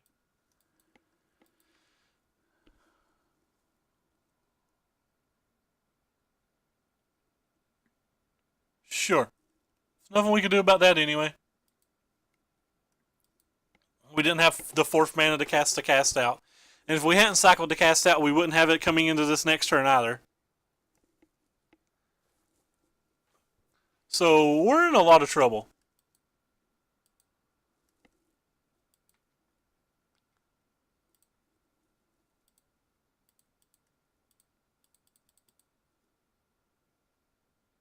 Did I not tap a white mana? I had to tap a white mana. What's going on here?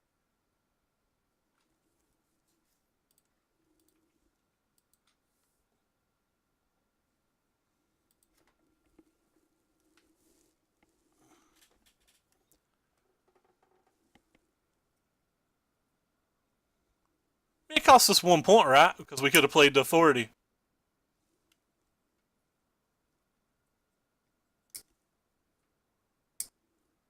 The settle doesn't really do a whole lot. Like, he would be getting back another 4/4, and then we'd have to deal with another 4/4 the next turn, and the next turn, and the next turn. And there's no guarantee that it'll settle or resolve. You got to remember, like, our opponent's probably sideboarding in 4 negates, right?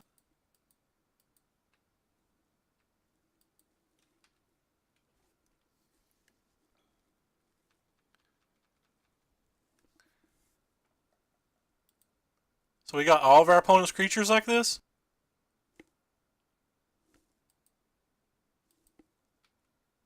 Well, all of them except for that thing? Right, so apparently opponent doesn't have a negate in hand.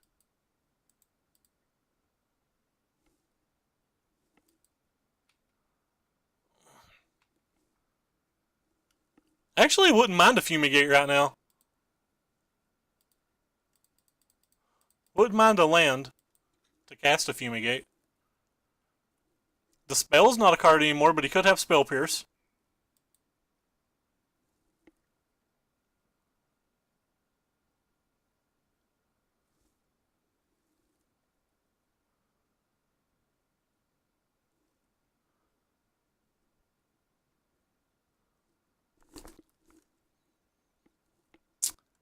We're certainly not in great shape, but we're not in awful shape either.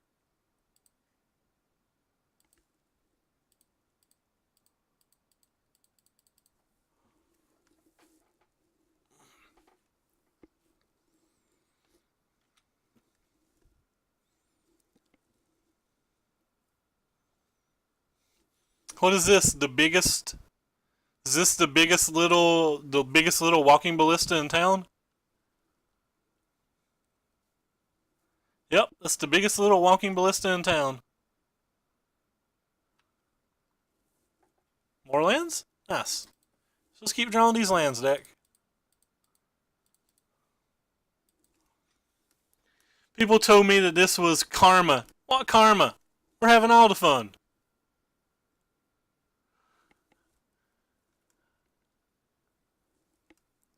Our little authorities gained us about 9 million life that game, by the way. We're still not out of the woods yet, though. Like, he can just draw another God-Pharaoh's gift.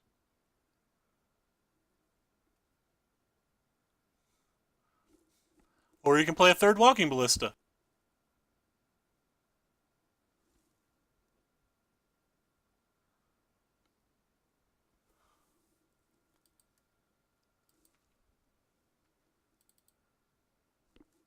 Okay.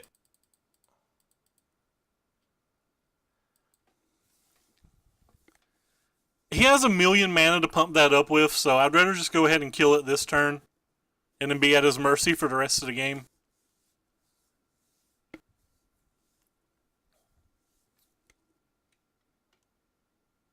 Like, we just need him to brick a couple turns. That's not bricking, that's playing something. Chart of course, draw 2, discard 1. That is not bricking at all. That's probably the best card in his deck, other than Strategic Planning and Champion that he could draw that turn. Oh, another God-Pharaoh's Gift? Yeah, we boned. He doesn't have a counterspell, we can always draw Approach into Approach.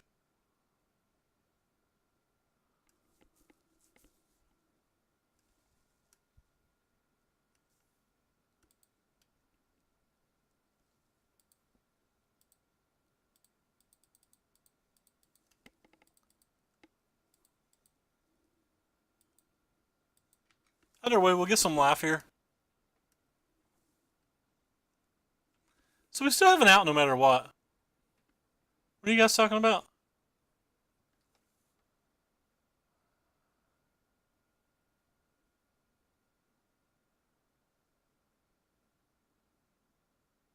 What are you going on about? Needs more Fumigate, Esper this.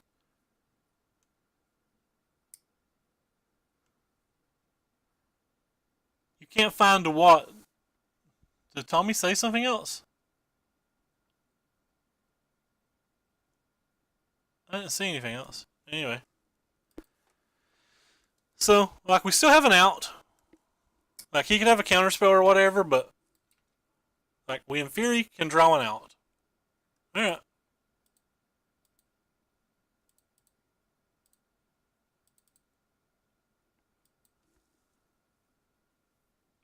We're not gear hulking to settle. He's got a Crook of Condemnation in his hand. Or in play.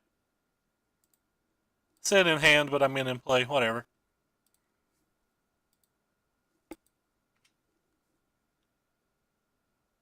So, we're dead on board. Interesting.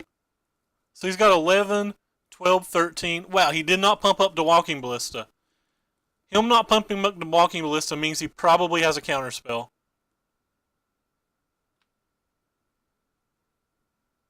So we probably need to find a gate with this other Glimmer now. Yeah, well, we're not dead to that. Why did he not pump the Walking Ballista up last turn? It would have been more than lethal this turn. He would have had 2 more counters on it, so it'd be 9 attacking for 15. Then you'd be able to remove 4 counters for 19. I guess we'd still be at 1, unless he drew an untapped land. Yeah, we'd still be at 1 unless he drew an untapped land. Hey, thanks for following, Andy.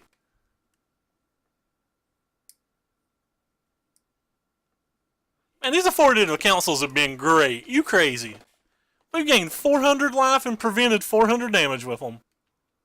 You crazy, Ozzy, man. Crazy. I'm saying that to be humorous, but you just insane. I didn't actually realize that was a May.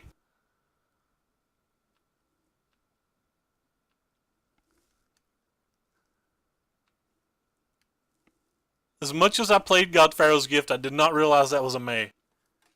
I knew it didn't target, but I didn't know it was a May.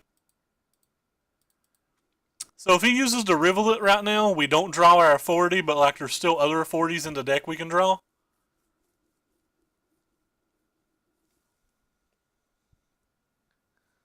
I mean, they really have gained a lot of life.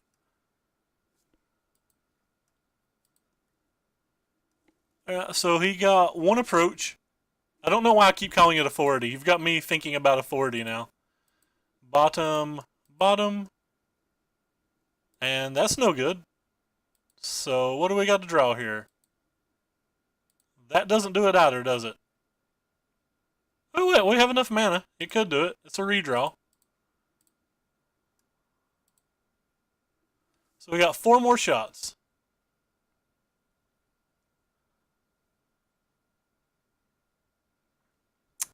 That doesn't do it. Well, we'll keep this one.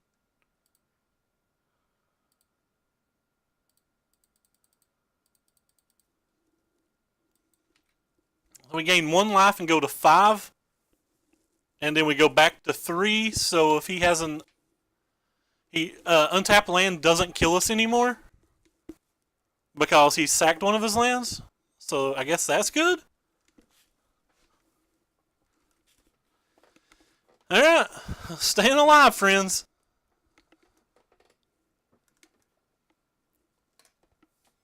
So he gets to get back a walking ballista that can deal 3 damage to us.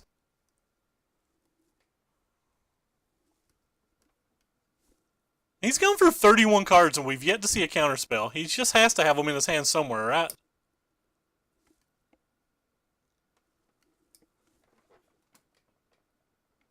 Local dope, check Facebook.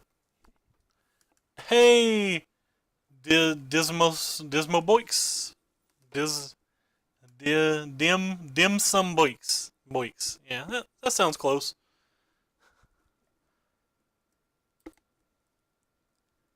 Opponent has to have some kind of counterspell.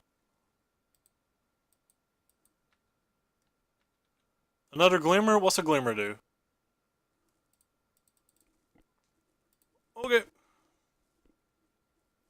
I still have 6 mana for a Torrential Gearhulk.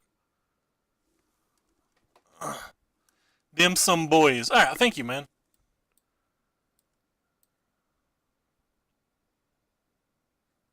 Alright. So you can put 2 counters on that. There's just another approach.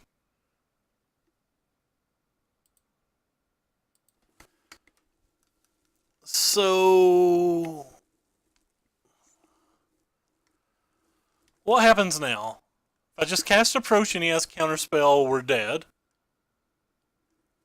Can play a Gearhulk, and if he has some counterspells, we're dead. Other counterspells, we're not dead. Like if he had a Cast Out, we're dead, but if he had a Cast Out, he would have probably already used it. I think we're going to wait and just play the Gearhulk. Gives us 1 more turn to try to draw a negate.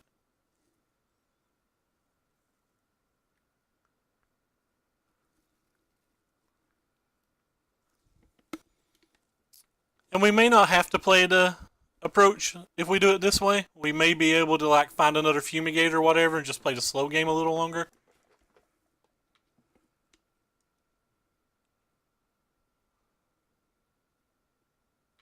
Okay.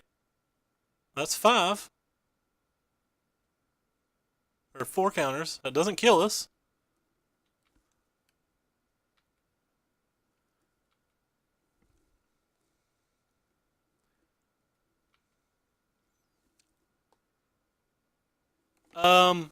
I have all but 1 that we've cycled to the bottom. So I have 3 left. So if he has a Cast Out now that he did it in that manner, our Settled Wreckage would resolve.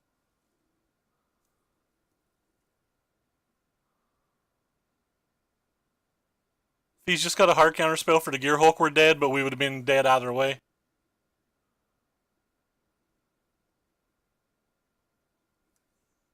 Okay, that's fine.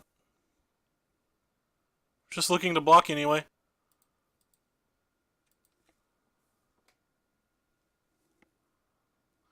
So it gives us 1 turn to try to draw a negate. I think that seemed like the better play overall. Didn't get rewarded, but it seemed like the better play overall.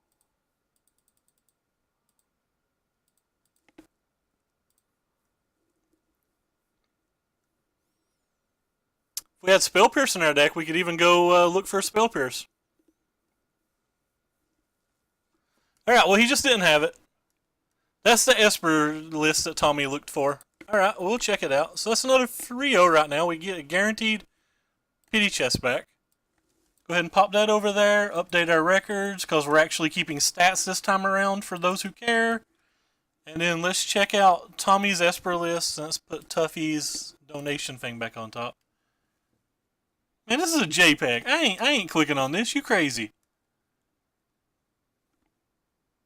What in the world type of tomfoolery is this? Download a JPEG. Yeah, I'm not clicking something that tells me to download anything. Thank you for following, Josh from work. Sorry, I missed you a second ago, man. So what's everybody into tonight? Oh, I guess it's advertising time. We're currently 7-1 tonight with this deck. We're 11-2 with the typical build overall. It's a pretty solid build. It's got a few weaknesses, but we're trying to iron them out.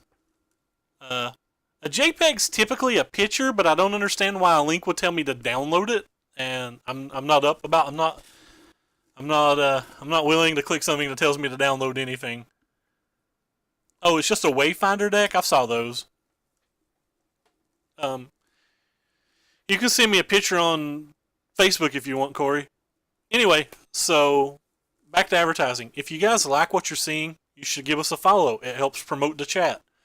Also, below the stream, there's links to both my Twitter, where you'll find all the deck lists we play every time we go live, our random musings and stuff, random musings and like opinions and stuff like that. Thank you, strangers now.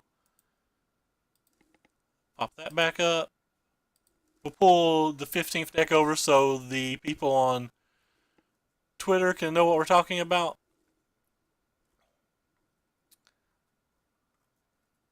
So like they can cast a screenshot or whatever.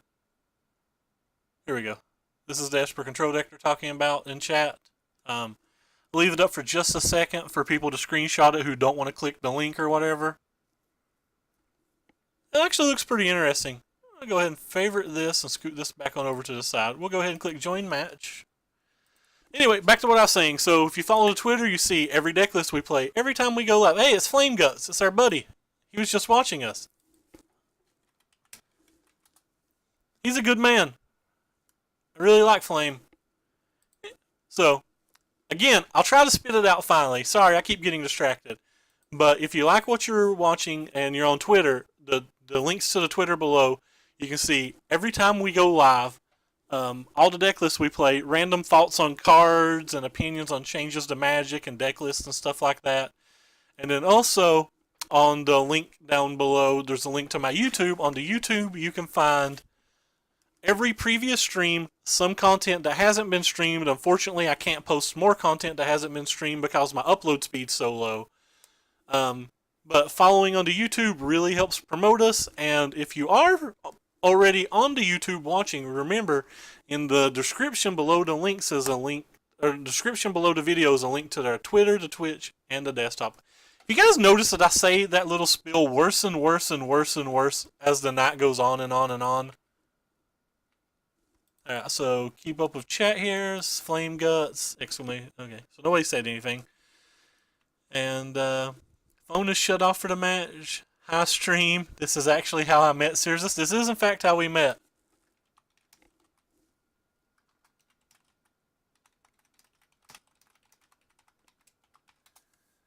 I like Flame Guts. The first time we met him, he was playing a very sweet God-Pharaoh's gift deck that had combustible gear hooks and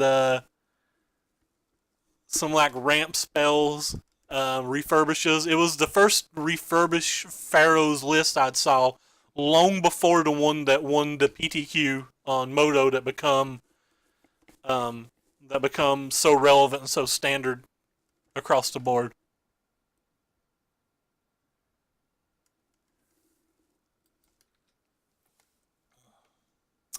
Yep. There you go. Thank you, Strange now.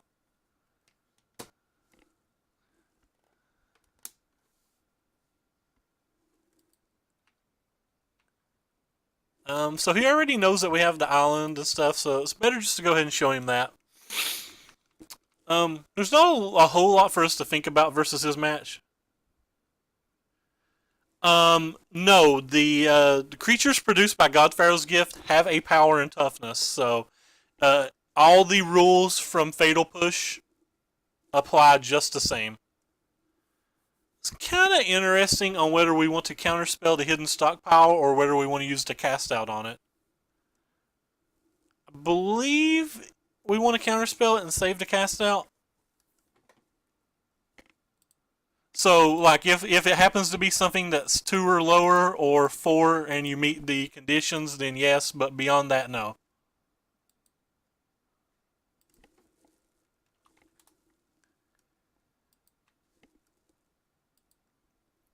He knew we had the Supreme Will and the cast out, so I assume he's trying to resolve a more relevant spell.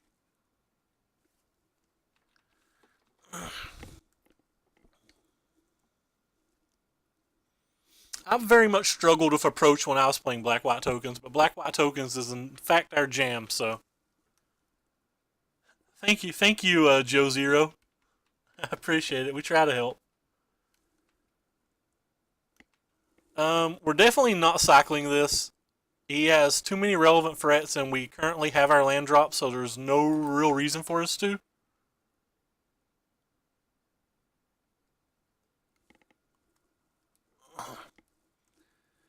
We'd be more apt to cycle it if we didn't have the land drop that turn. Yeah, he can have that one. Spoiler, there's nothing we can do about him having that one. He can just have it. Literal nothing we can do about it.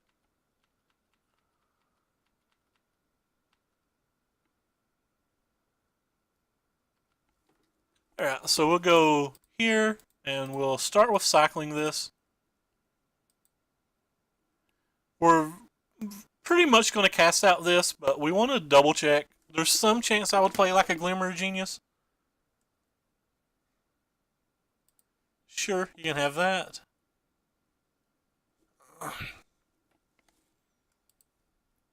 No, it's not a Glimmer of Genius, so that makes it a lot easier to decide.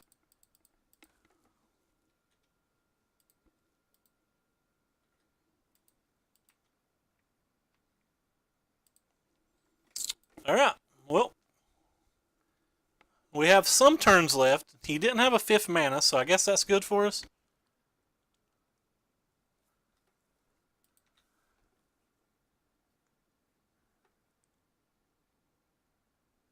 I actually do like them. I have one copy of Field of Rune currently in my black-white deck, and it's performed pretty well.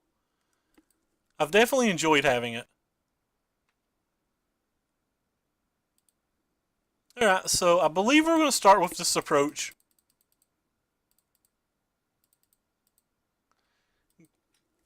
Gives us another draw step to try to find Fumigate or a land, and then maybe we can like Supreme Will into a land. It gives us the ability to where we can just draw a land off the top of our deck and win as well.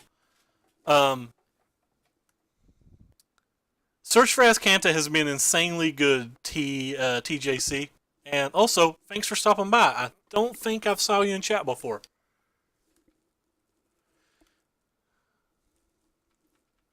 But we definitely appreciate it.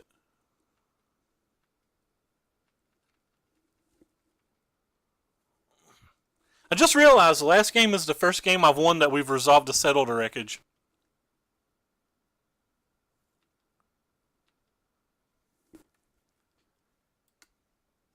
Up until that point, we'd lost every game we'd resolved one. So he's not attacking with this time, but this is the one that he can get back. It's better to attack with this than this, I think. Either way, doesn't really affect us too much. We're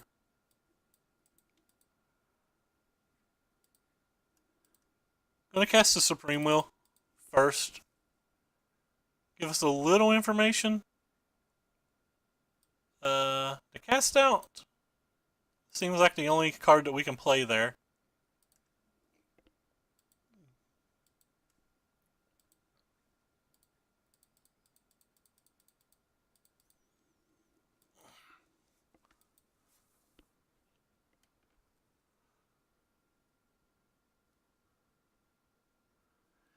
Yeah, you have to play around them, especially if you know the opponent plays them, right? Because like he's somebody who watches our stream, so like he knows we have them. There's just no reason that he can't play around them. So now we have kind of an interesting dilemma here. It's a 2-turn clock either way. Even if we cast out the approach, he responds by making 2 tokens and attacking us for 4 down to 7. And then like the next turn, he has more. I don't know. I think it's fine just to cycle this. We're just really looking for the approach. Oh, well, that works too.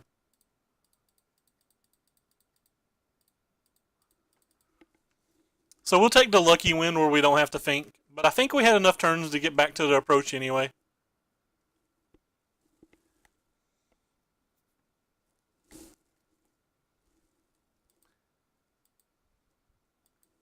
Because we knew where the other approach was, right?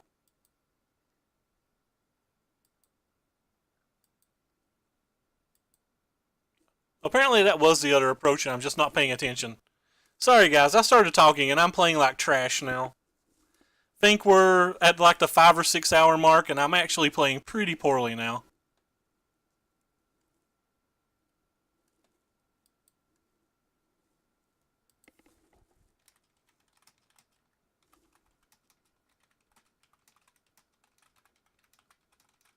Yeah, I see that, local. I'm just playing like trash. Actually, I'm kind of embarrassed I'm playing so bad. Um, so one of the problems with the black white deck is if they resolve a lost legacy, you kind of just lose because your backup plan doesn't beat them. It's just too easy for them. It's too easy for them to beat you through that. So like you have to beat them with everything else. So it's like really important to try to win with the Lost Legacies post board, which is just very hard to do. Um, I thought about trying Gearhulks because Gearhulks get us back to our counter spells, and between the cast outs and stuff we can get there. The build that we played Monday had Hours of Revelation in the sideboard for specifically this match, and we could win with the cats then.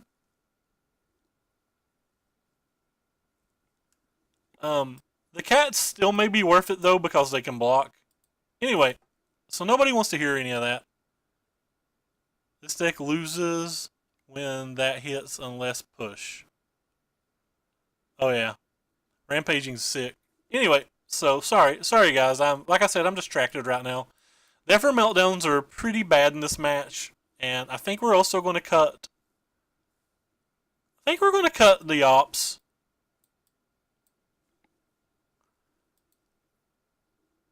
We're going to remove one approach. He has so many discard spells anyway that it feels like he can just draw the approach whenever he wants, or make us discard the approach whenever he wants. So what else don't I like here?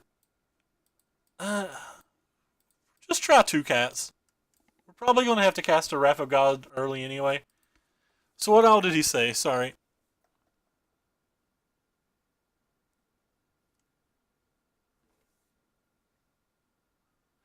What did I board against a control match? We board in all the negates, we board in the Jace's defeats, and then depending on what, and the torrential Gearhulks, and depending on what control match it is, we often bring in the cats too to have a way to win post board, or a way to win post board without having to cast 7 mana sorceries.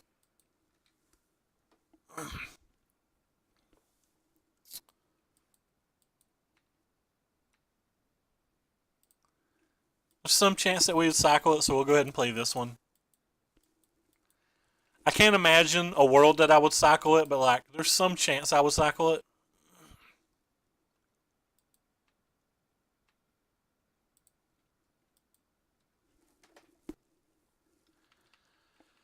Oh wow, opponent missed land drop too. It's the second opponent that's kept 1 land versus us.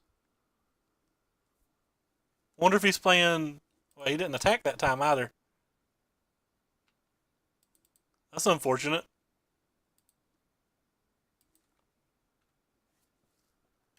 I feel like the longer and longer I stream, the more and more incoherent I get.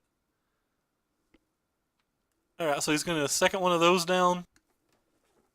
Legion's Landing's been an impressive little card for me, by the way.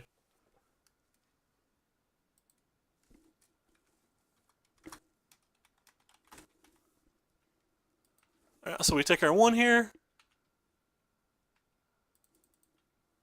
I've not really missed the Hieroglyphic Illuminations today. That's the card I thought I was going to miss the most. We've not missed them at all, really.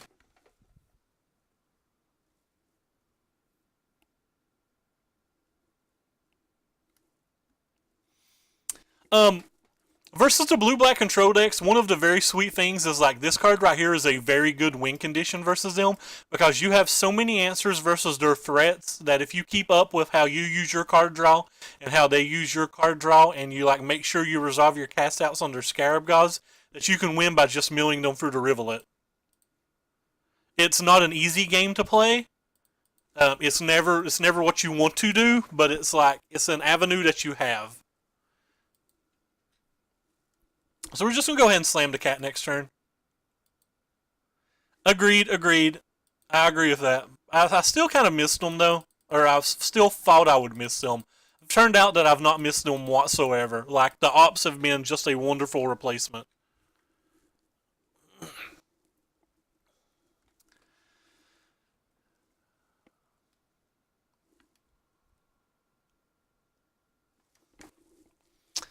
So he's still mana screwed, so if he tries to double block a cat, I can waste a cast out now.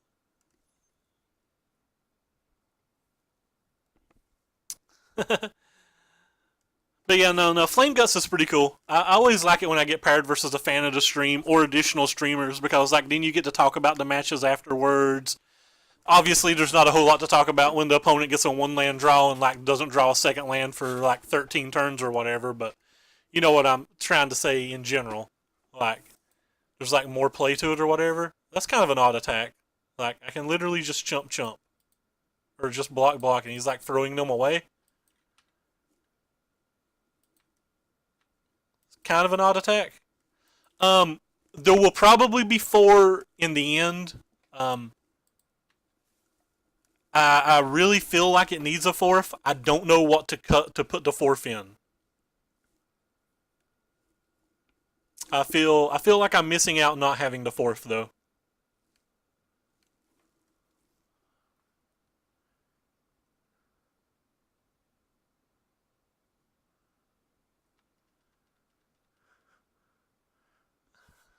I think he thought this cat was going to flip. That's fine. Just going to cycle a cast out on it and keep attacking. Like he's at 19 life when we're getting there pretty quickly.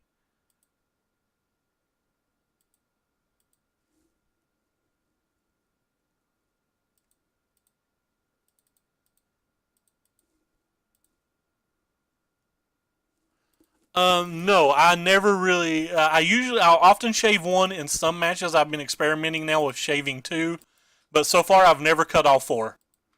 If I'm expecting a lot of discard and a lot of Lost Legacies and stuff, I think it's okay to shave down to like 1 or 2, but you need to keep them honest. Opt and Gideon are the 2 cards that I miss the most from the deck list.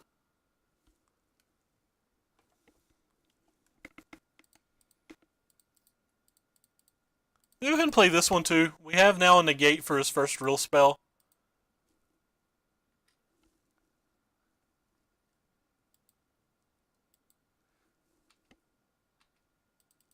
At some point we're going to draw land, I promise. Or non-land, I promise, rather. The meltdowns are in there as a concession to mono red. We've not got paired versus mono red a lot today, but alright, well that's going to resolve. We've got paired versus mono red, to see, 19, 20, 33, in 33 matches we've got paired versus mono red 12 times, and that's like over 30% of the meta, and I'm really afraid of not having 2 mana interactive spells versus them at the moment. So that makes my cat a lot worse.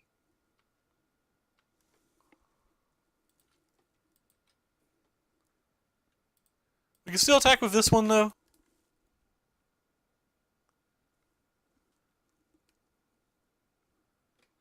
It is also the most difficult for me, too. I'm by no means saying that what I'm doing is right. I'm just explaining what we've done so far. Like, it's still a learning experience. Like, we're trying to figure it out as we go. So that makes that cat not be able to attack. Thank you for following, TJC. The duress, well, If you're dressing me, I would rather pick for you.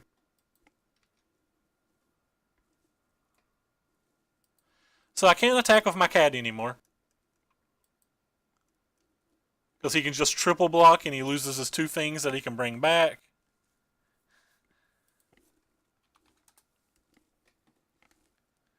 And if the negate was the better spell for him, he would have just took the negate either way. So I would much rather like not give him the option. Generally, when you can stop your opponent from having an option, it's generally better. Alright, so he still doesn't have 2 white mana to play his own cat.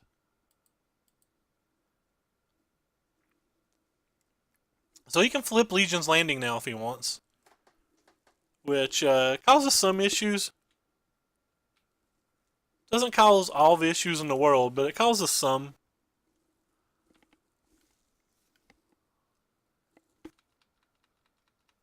We're currently at 10 lands out of 18 cards, but he's mana screwed on white, so it's not like either of us have had a particularly good draw or anything.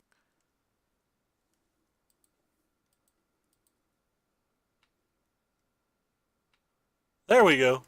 There's a card that we want.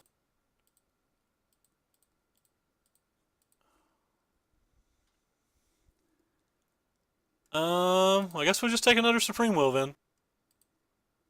Put those on the bottom. The reason I went ahead and Supreme Willed main phase is we still had 7 mana to cast an approach if we'd hit it.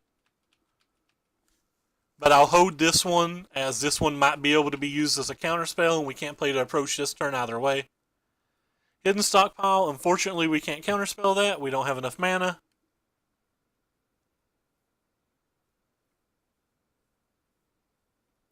Glimmer is kind of bad in the first couple turns. We're actually experimenting with shaving Glimmer altogether versus them and just leaving in the ops. So he cycled that on top. Alright, so before we go to our second main phase, we're going to cycle this. There's some chance that it might hit a cast out. Alright, well that's an actual very interesting decision. We have a Caracol, which a Caracol... What's the Caracol do? He's going to get a token, or we can just get Azcanta.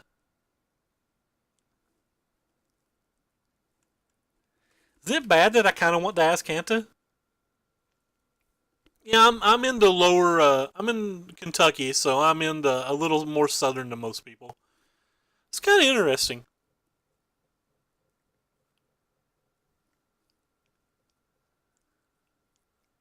Search for Azcanta feels safer. But the cat pushes damage, like locals saying.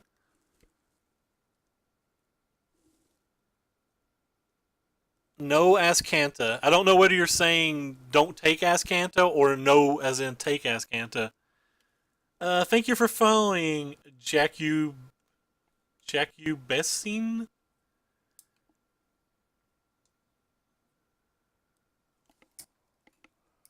You put a card on top. If it's just like a plains and another cat, right, then our cat's not particularly good. I think we're going to take the Azcanta. Sorry, guys. I think I want to take the Azcanta.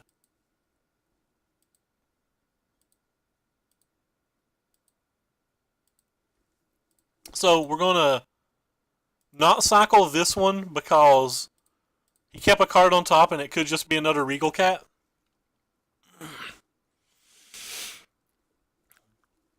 Okay. He says take Azcanta. Gotcha. Yeah. I kind of like the Azcanta there. The Azcanta seems like it goes crazy. Seems like it wins a longer game real easy, whereas the cat might win a shorter game, but it might not win a shorter game.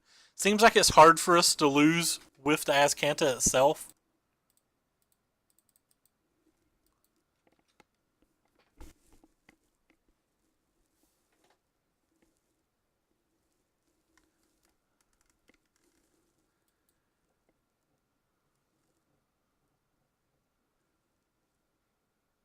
Like, this card is absurdly good in slow games.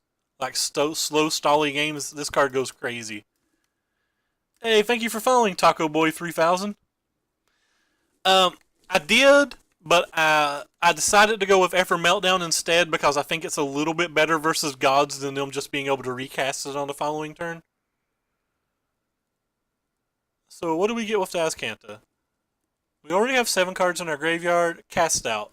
Will we put a Cast Out in our graveyard? No, we'll keep the Cast Out. We still want to flip that dude.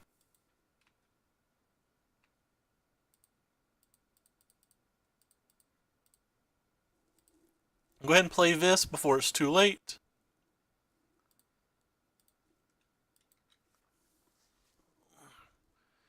It's a card that's been brought up to me, but we just don't have that much room in the deck. We're already missing cards that we really want to play. It's probably better than Unsummon, which is a card we played at one point, but like overall, I don't think it's better than the other 2-drops, and I don't think it's better than the other late game. Right now, the only deck I feel super weak versus is Mono Red, and I don't think it really helps the Mono Red match. That's kind of interesting. So he's willing to flip this now and just let us kill whatever 2 we want to kill. I guess we'll kill this.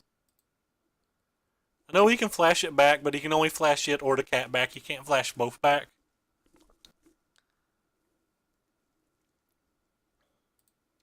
Actually, gonna go ahead and use this too. You know, could have hit a search for Azcanta or something. It's actually wrong to use this. He could have a duress in a second main phase.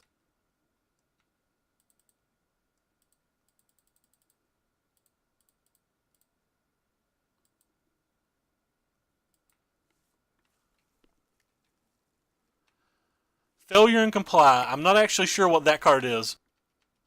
Let me Google it over here on the other monitor.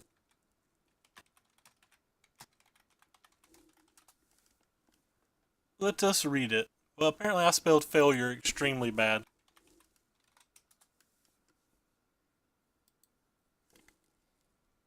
So we got another cat there. Return target spell. And the other things. Choose a card until your next turn opponents can't cast. That card's kind of cool. I think I like the Scrowl and the Perilous Voyage more for this particular type of deck. Have you tried Consign Oblivion with 4 Esper Hubs to cast Aftermath? We have not tried that, though I do think Consigned Oblivion is a pretty cool card. Have not tried it, though. Alright, so how many lands do we have? We have one... Whoops, sorry. We have 1, 2, 3, 4, 5, 6, 7. Alright. So, we'll just go ahead and mill ourselves for 4. Untap, upkeep, draw. And then we just ask Kanta to put the approach in our hand and then cast it.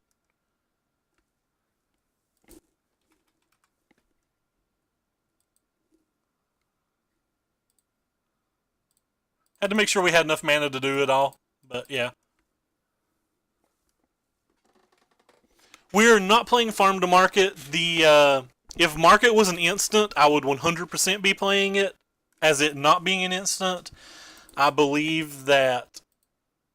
actually believe that Gideon's a little bit better than Farm to Market, but we don't even have room for the Gideon. This is our current build. You can type !mark decklist as well to see our current build.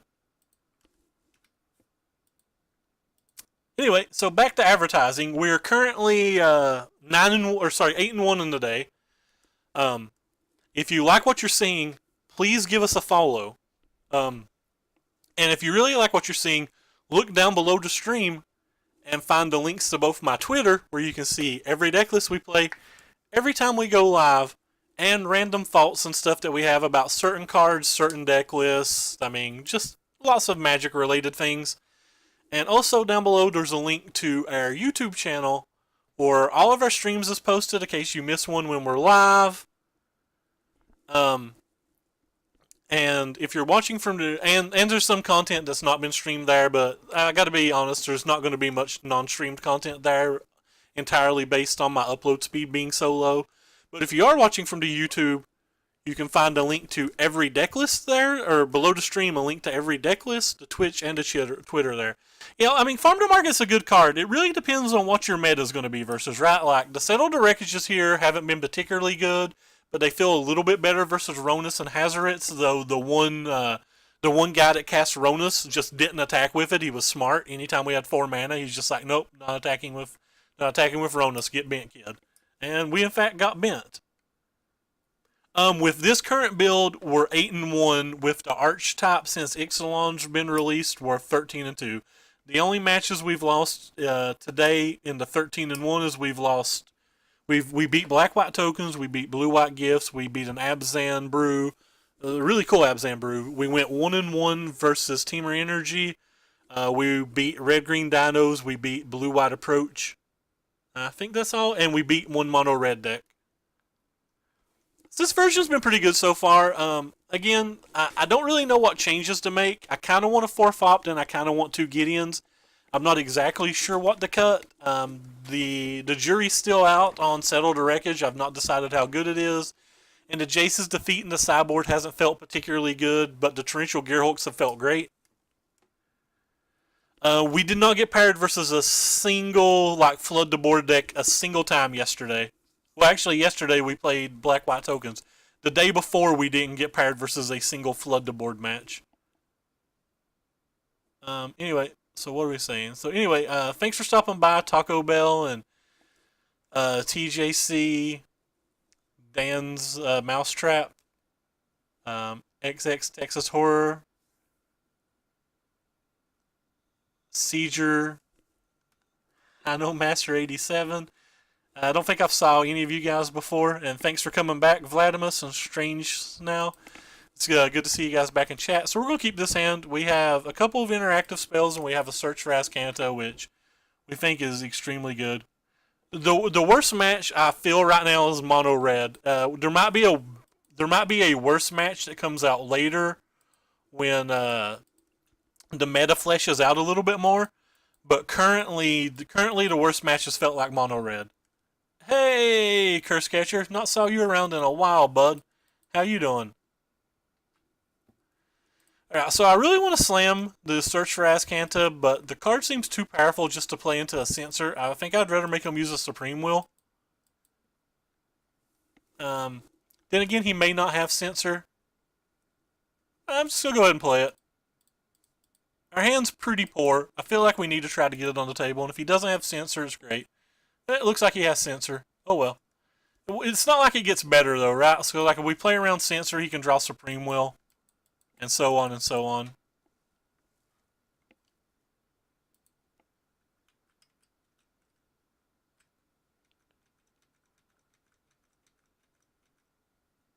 So sorry, we're 12-2. I forgot we're still in a match. I said we're 13-2, but we're technically 12-2.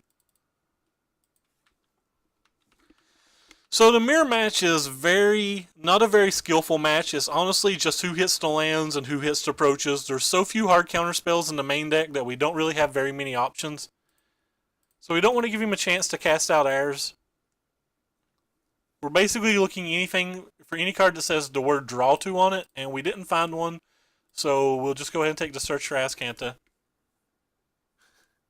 Man, that red deck performed well for us. We went 33-8 with that mono red deck. 33-8 is a ridiculous record.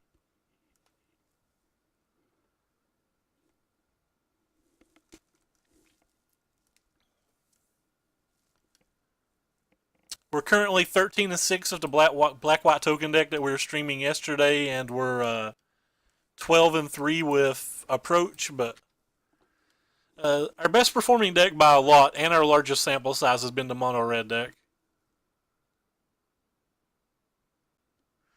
I've not really looked into it. I played it at the pre-release, and it didn't feel good to me in limited. So if it wasn't good in limited, I wasn't sure how good it'd be in constructed. Do I want to put a Glimmer in our graveyard? Why, no. No, we don't want to put a Glimmer in our graveyard. It's something I can look into, though. I've thought about playing Treasure Map and the Primal Amulet both out of the sideboard.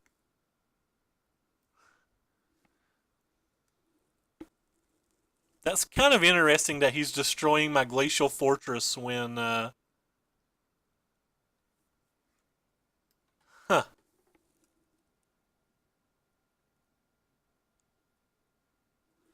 Maybe he's got black in his deck or something? I'm not sure.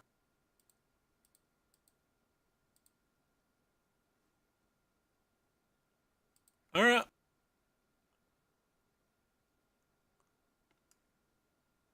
We'll go ahead and grab us another blue.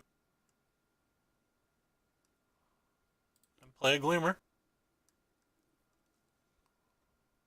We'll keep both of these. That was a very odd use of that card. Kind of confused.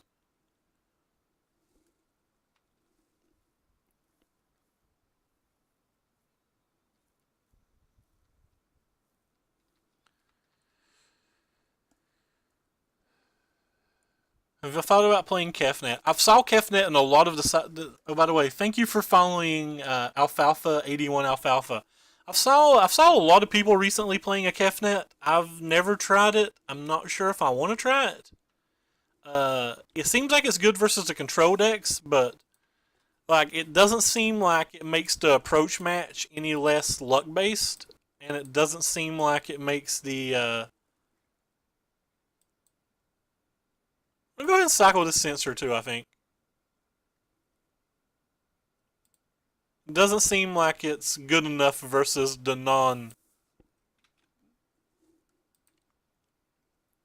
It doesn't seem like it's good versus the non-approach. Do I want to put an Effort Meltdown in my graveyard? Snap yes. Do I want to flip this thing? Probably. Sorry, I know I'm babbling a little bit. This is we're nearing the 6 hour mark on the stream, so like I'm getting I'm getting less and less intelligent as the night goes on. Which is saying a lot since I'm not very intelligent to begin with, friends. That's kind of interesting. Thank you for following Siege Rhino Master 87.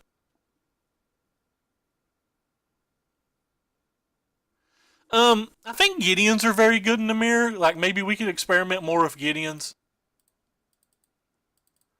It's the one thing I've kind of thought about. Well, I guess we're taking the sensor over the other cards there. We'll start with the opt.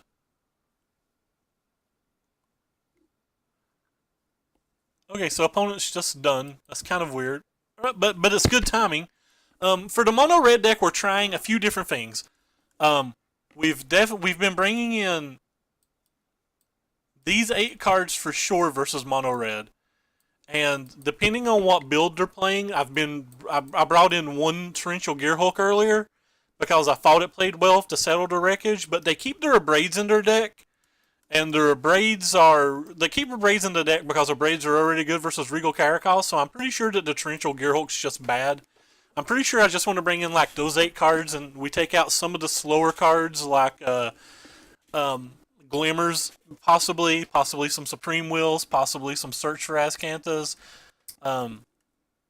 Probably mostly the Search for Azcanthas and the Glimmers though, and some Ops. What do we got going on over here? I recently picked up Red Green Titan Shift and watched all your YouTube videos and played the deck. Man, I probably played those red. I'm not a modern player. That was the first. Those videos are the first time we'd ever played Titan Shift. I'm positive that we made a crap ton of mistakes. But thank you for watching them. I'm glad that you enjoyed them. I hope that the videos weren't that bad. Anyway, so versus what's potentially the mirror, he could also be the Gearhulk version of the deck. Who knows? But anyway, we definitely want all of the blue cards here.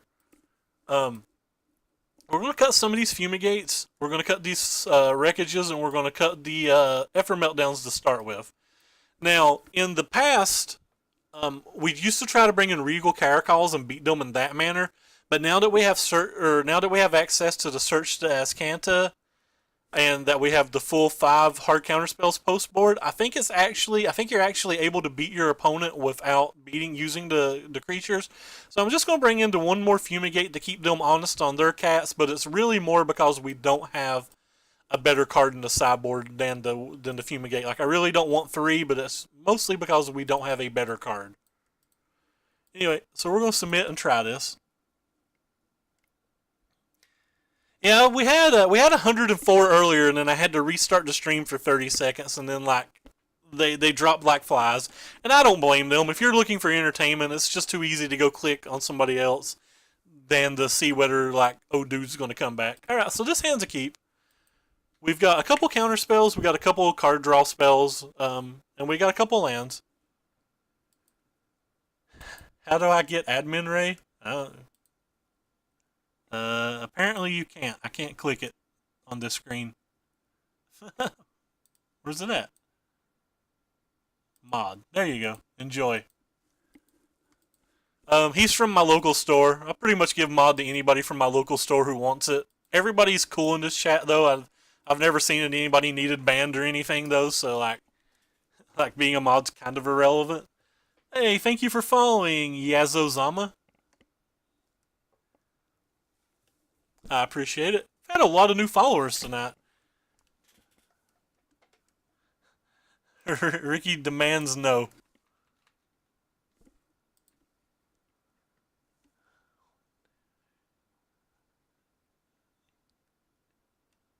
I can't even count them all. It looks like we've had about 30 new followers tonight. That is sweet. I really appreciate it.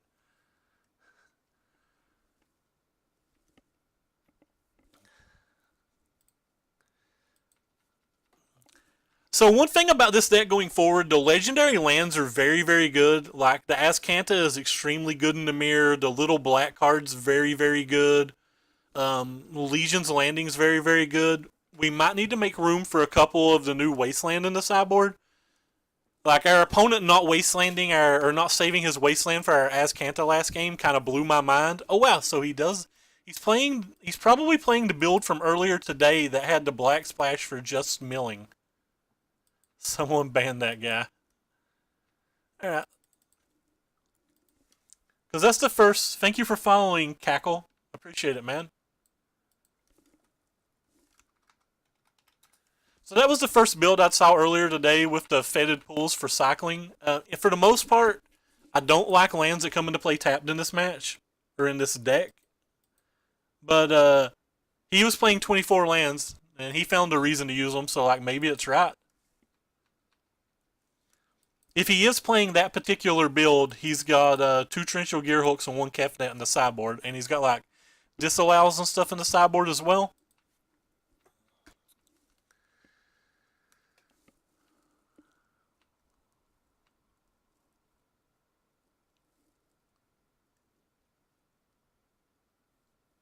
So it'll be kind of interesting. So he definitely gets to resolve that. He also only plays 3 approaches if he's playing that build. Now, we're not saying that he's playing that build. I'm just mentioning that build because it's the first build I saw with the fetid pulls in it. Could very well not be on that build, obviously. He also had farm to markets in that build. That concession that he had last game felt extremely premature. In that build, there was 25 lands. In the build we're currently playing, or sorry, in the build I'm talking about, there's 25. In the build that we're playing, there's, I'll slap myself. In the build I'm talking about, there was 24. In the build I'm playing, there's 25.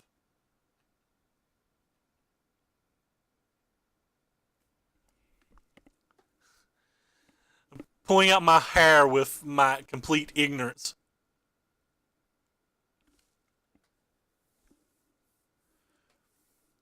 So normally this would be a spot that I'd want to try to play a Glimmer, but Kefnet's been so popular lately that I don't want to leave the shields down when he could just untap and play Glimmer.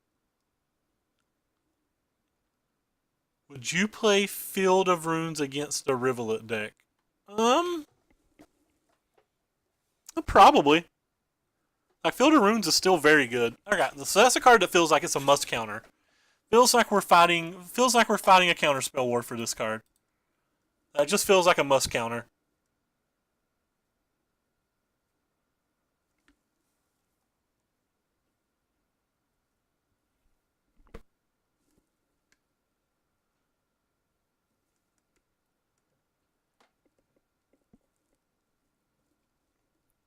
Search for Azcanta is really good in this match, and we currently don't have a cast out or anything in our hand.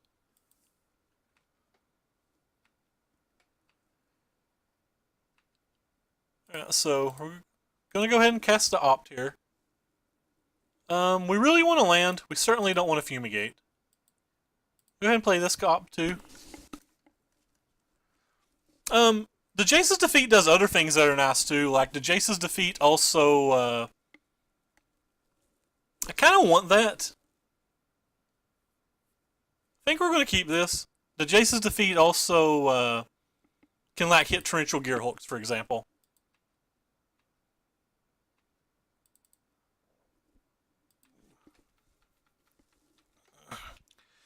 So we're kind of in this weird spot now to where, like, if he's just drawn 2 approaches, we can't win. Like, we could hold up counter spells and try to play a very long game, but that just feels so awkward to try to play those super long games. Counters the Scarab God as well, which is one of the blue cards from Black Blue is the main reason it's in the sideboard, but like it does just a lot of other things. It's also just kind of like a 5th negate when you're playing versus these negate mirrors. Primal Amulet. Alright, well, it feels like we have to try to counterspell that one as well. So, let's try to use our worst counterspell first.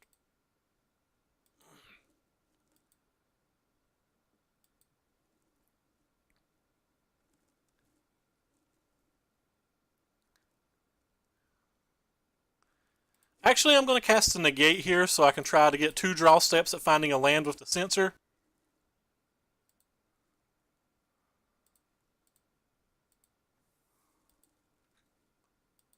And if we don't hit it, it's going to be kind of poor for us when we could have just used the sensor there. But being able to cast the first, approach is so huge. Interesting. So I don't really want either of those in this particular game. We're really just wanting lands.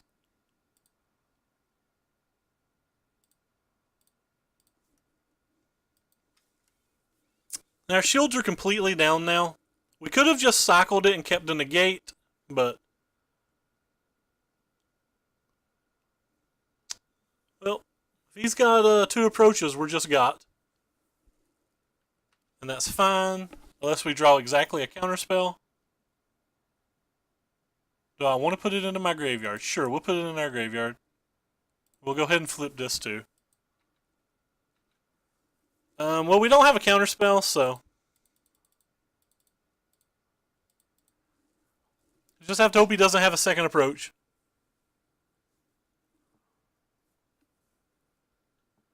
Thanks, Zilzin. Appreciate it, man. Thanks for stopping by. Well, he didn't cast it extremely fast, so I guess that's good for us.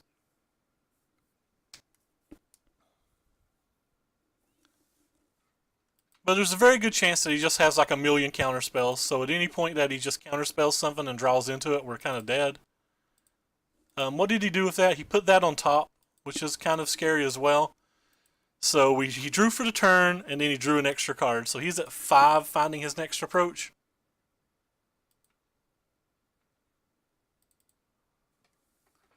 Alright, I think we're just going to cast it.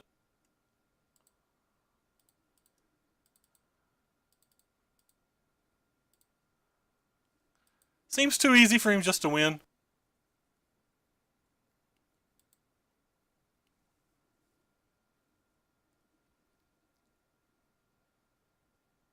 Return spell to owner's hand. Alright. So there's the failure and comply that people are talking about, which is kind of a cool card. So he can comply, negate, and then resolve his thing. I really, really like that. So if he has a Glimmer or a Supreme Will, the game's just over. Alright, next game. And this is one of the reasons that the mirror is so bad.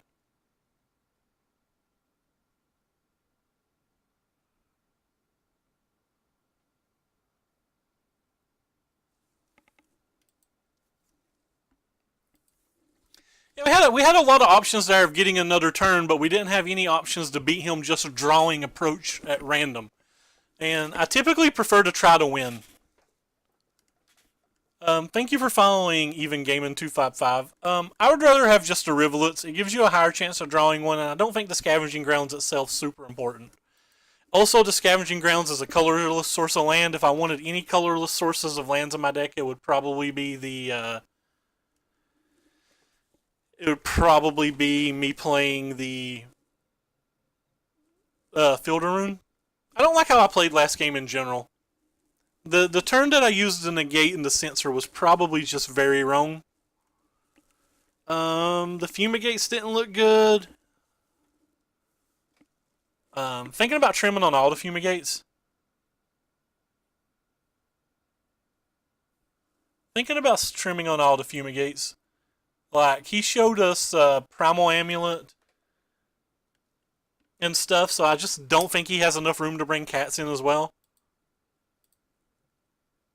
Trying to figure out how I'll get the 4th cat in. Probably don't. 3 cats is probably enough.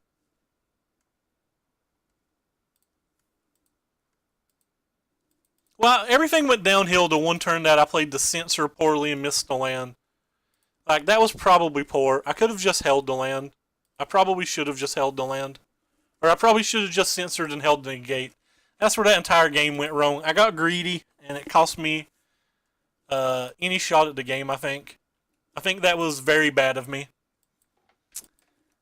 I think we win that game if we just play it longer. I shouldn't have got greedy. So go ahead and opt here. Snap keep to search of Azcanta. I think this card's just too strong.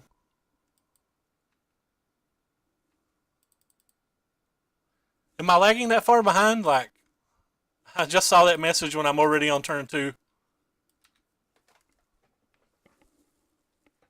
Alright, so we got our Azcanta down, and we have an answer to his Azcanta if he has one. So what do we got? Do I want to put a Glimmer in my graveyard? No, I do not want to put a Glimmer in my graveyard. Red Rover, send us a Glimmer the heck on over.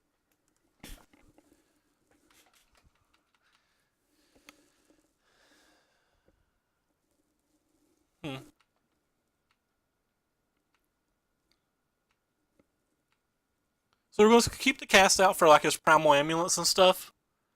We don't want to put an island in the graveyard either. We actually just want lands right now.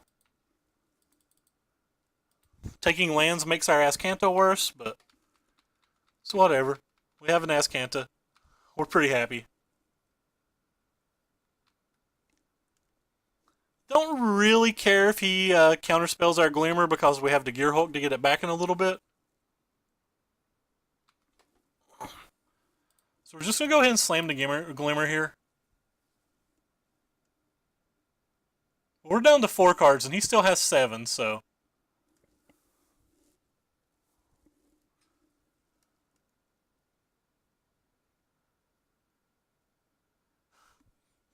Yep. Yeah, you can do all sorts of sweet things with Failure and Comply. Like, the card's very nice. Alright, so lands. I guess we'll put one on bottom and one on top. We probably don't need to put any on top of to search for Azcanta out, but we want to be able to mill land.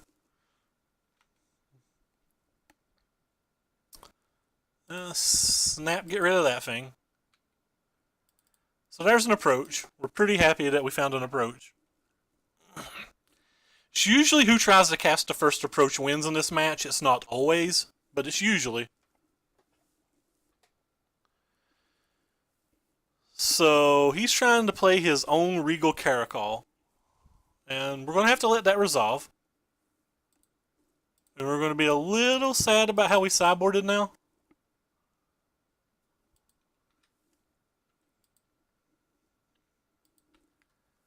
So what do we get here? Do we want to put a Supreme Will in our graveyard? Feels like we don't want it.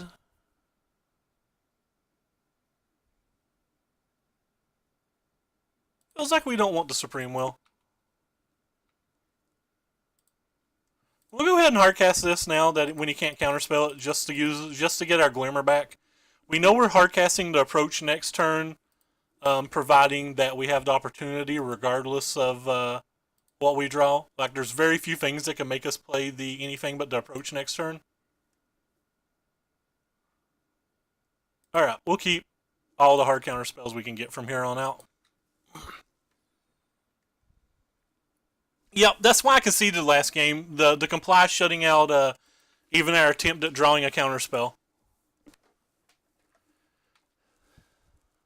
So we snap block if he attacks. It's kind of weird. Is it a farmer's market? Or is he just getting ready to cast Fumigate or something? It's kind of an odd attack. I'm not really sure what he's accomplishing with that one.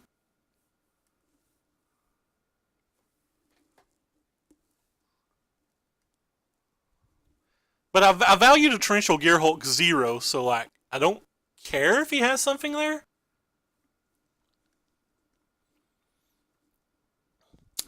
I'm almost assuredly discarding whatever the Search for Azcanta finds. Like, we just want the Search for Azcanta to turn into a land as quickly as possible now.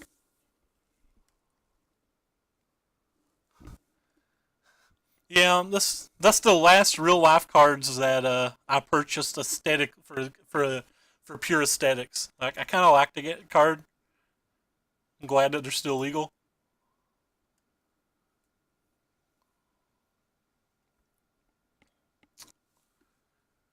So we have to see what goes on here. So he's casting something. Oh, it's a Glimmer. Alright, well, we don't have to worry about failure and comply, I guess. Not this turn, anyway. Oh, he discarded Settle to Wreckage. Just now noticing that. So, like, he was all in for the cat battle. He was all about Cat Scratch Fever. So we put a Sensor in our graveyard. Snap, yes.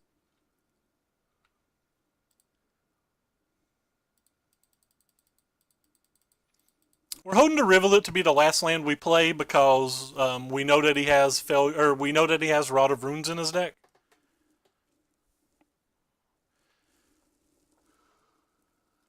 Hey Slater, what's up, man? And we replaced him with Esper Meltdown. Fielder Rune. Rod of Rune's an old enchantment from like Revise and stuff. My bad, guys. Like I said, the later it gets, the dumber I get. It's like close to 5 hours we've been live. We're going to put that in the graveyard too. We're practically putting everything in the graveyard right now. So that was 2 cards. These are legendary, so it doesn't do any good to play this one.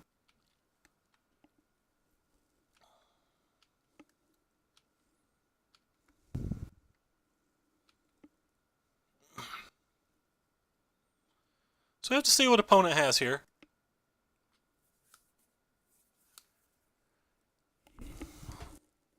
So if we use 1 counterspell this turn, we can flip for our Search for Azcanta next turn. What's up, Boot? What are you into, man? I think that's worth it. We're counterspelling this less out of wanting him to draw cards and more out of wanting to guarantee we can flip the Search for Azcanta even if we want to keep the card. Especially if the second search in our hand. Oh, Azcanta's been absolutely great. It's just been an exhilaratingly good card.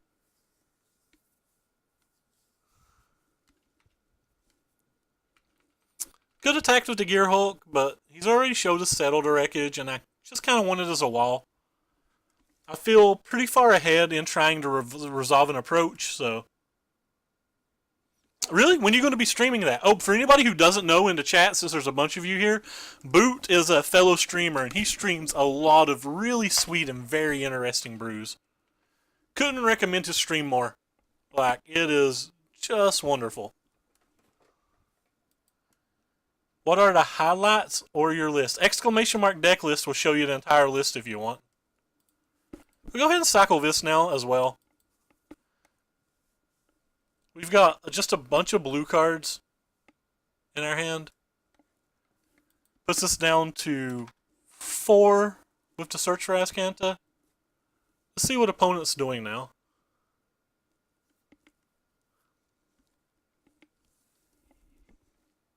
Fielder Rune for my Glacial Fortress. Well, that shuffles our deck.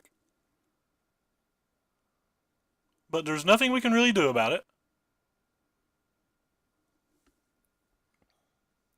Oh, the treasure list. Sorry, yeah. What's the breakout deck at the Pro Tour? Man, the Pro Tour is still a long way away. There's even worlds between a Pro Tour now. There's going to be a minimum of 2 format changes between now and the Pro Tour. So it's really hard to call that.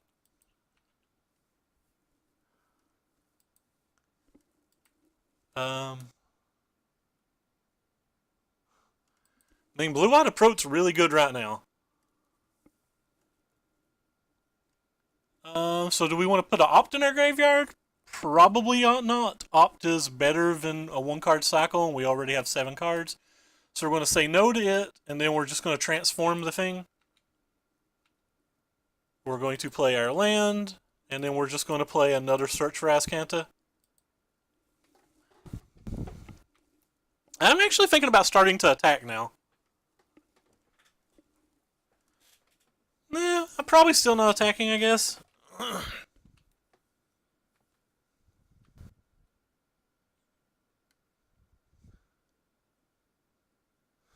Yeah, turning your treasures into lava spikes are really nice. Are you pro Herald or no boot? Oh, Herald. Okay, fair. Herald of Anguish makes me do things I like to refer to as smiling. Smiling, friends. We really like to smile.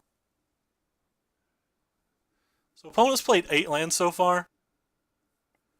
He's missing the first land drop, which is good. Well, I mean, hey, you don't have to tell me. That was our bay for how long? So we'll just take the Supreme Will. We'll actually hold it since he's a little light on lands. We'll cast the Opt as well. And we'll put this on top. So, second Search for Azcanta. We're putting literally anything in the graveyard that's not a land or a redraw. So we don't want to put that in the graveyard, and we don't want to flip that.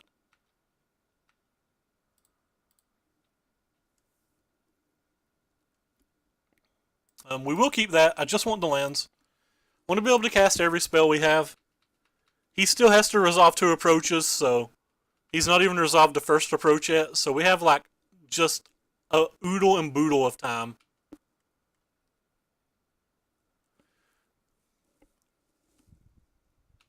And at some point we're going to want to cast a whole bunch of counter spells. He's already showed us Settle the Wreckage. And he still has 7 cards in hand. He's like not been playing card draw spells or anything. I'm kind of afraid to lose the Gear Hulk. I kind of want to draw the second Gear Hulk or a cat before I attack with the first Gear Hulk. So we'll start with the Glimmer. Bottom. That's just more counter spells.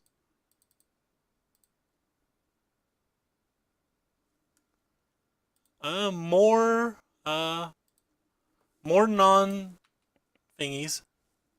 More non-approaches.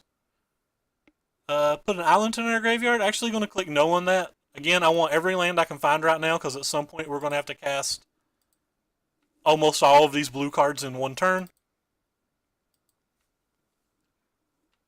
So he's at 9 cards, or 9 lands currently, and we're at 11.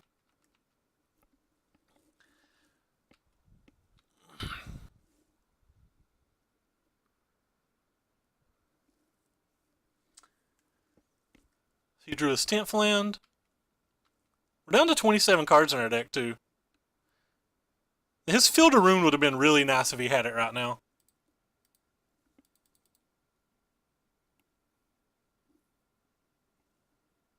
We can actually put that one on top and start attacking. That seems fine. We're going to put top.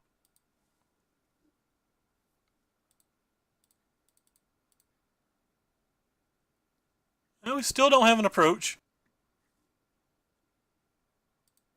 So there goes a Regal Caracol and 2 cats. What do we want to put now? Another Regal Caracol? Do you want to put it in the graveyard? Nope. We'll keep the cats. Still don't want to transform you. Alright, so we're going to start attacking now and see what happens.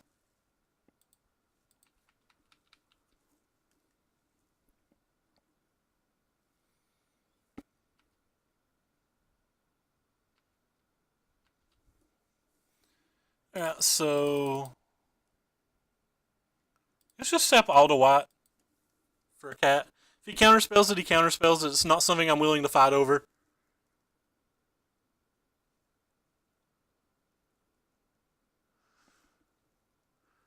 So far our record is currently 12-2, J-Bone. We've dropped one game or one match to Mono Red and one match to Team Re-Energy, but we've beat most of the rest of the decks. We're down to 8 minutes on our clock too, but that should be enough to finish this game. And again, if he counterspells this, he counterspells this. I am not willing.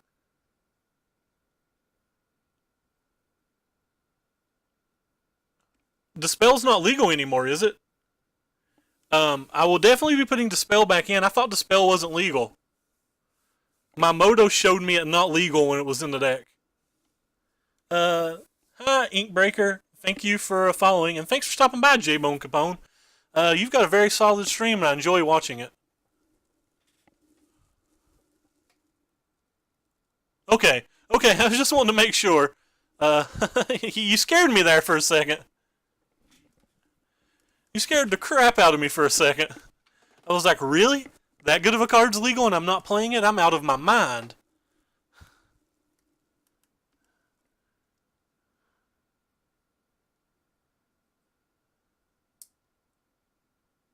I'm not really a streamer, I just play one on TV.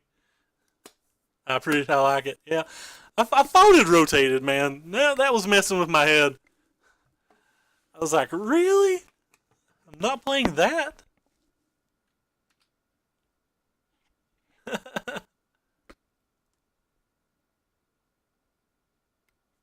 Oh, okay, I get it. Mono BC, you have to forgive me. I'm a redneck from Eastern Kentucky. English goes over my head pretty easily.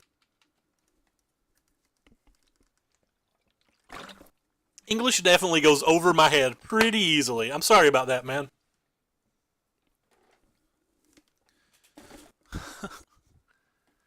Yes, English is my first language. I still butcher the crap out of it nonstop.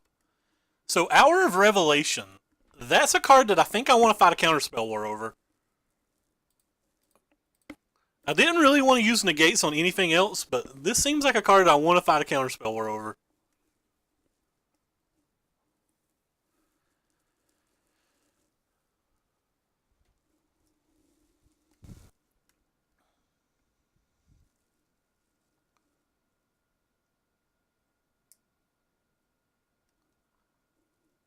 Failure. Return target spell to its owner's hand.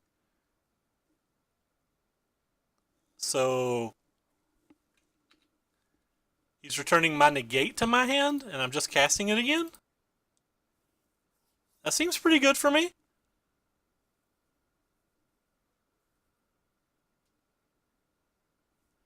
I'm not going to cast the other cat now that we know he has Hours. By the way, I can delete this. Comply. Choose a card until your next turn. Target opponent can't cast cards with the chosen name. Alright. We're fine with that. We don't have an approach in our hand anyway. He might have just been wanting to get it in the graveyard to play to comply. But he could have bounced his own Hours to his hand.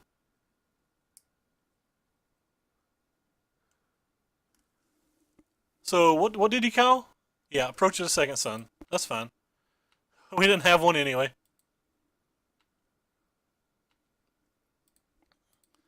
And that's currently not the kill condition, so. What are we going to get? Hey, there's an approach. Woodrat, he got us. So Azcanta, Glacial Fortress in the graveyard? Nah, we want it. All lands are good. Let's just do a little quick math here. 5, 6, 7, 8, 9, 10, 11, 12, 13, 14, 15. So we're not lethal. We're not lethal if we play a cat and a cast out, so I guess we're just going to attack.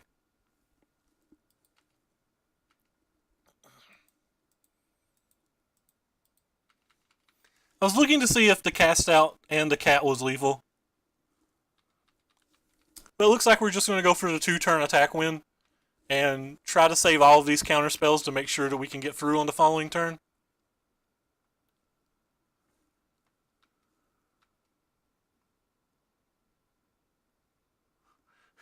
Yeah, the Caracals are sweet. Alright, so opponent has... Maybe we're getting ready to fight a war over Settled Wreckage? I'm not exactly sure. Wait, if I play Caddis Lethal? He would have only taken 5, 6, 7, 8 more damage, right? It would have been 5, 9, plus 6.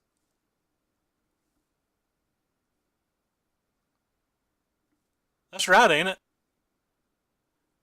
Oh, so opponent's scooping. So we have 12 in play. The cat only provides +3. It doesn't provide +5.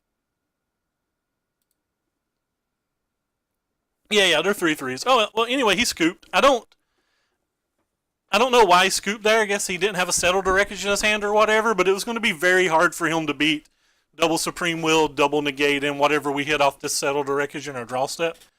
Hey, like a boss. Thank you for the 200 bits, man. I appreciate it. Anyway, so let's update our records over here for anybody who cares.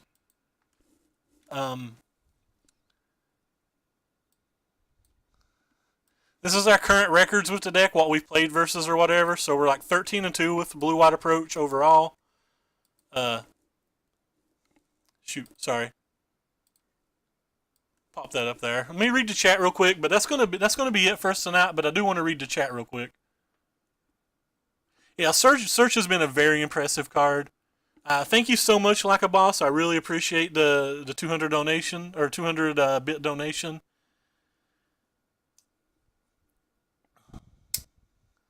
Haven't lost a match that's resolved or game. I lost last game, but I don't believe it was the Search for Ascanta's fault. I believe I punted a game that I couldn't have won if we played it out naturally. So like game 2, I think I 100% punted. PM you or email you. That sounds good. I can do that, Jay. Thank you. Anyway, so like this is just a bad notepad. I clearly have to get a better. Whatever you call it. Like an Excel sheet, spreadsheet. That's what I'm trying to say.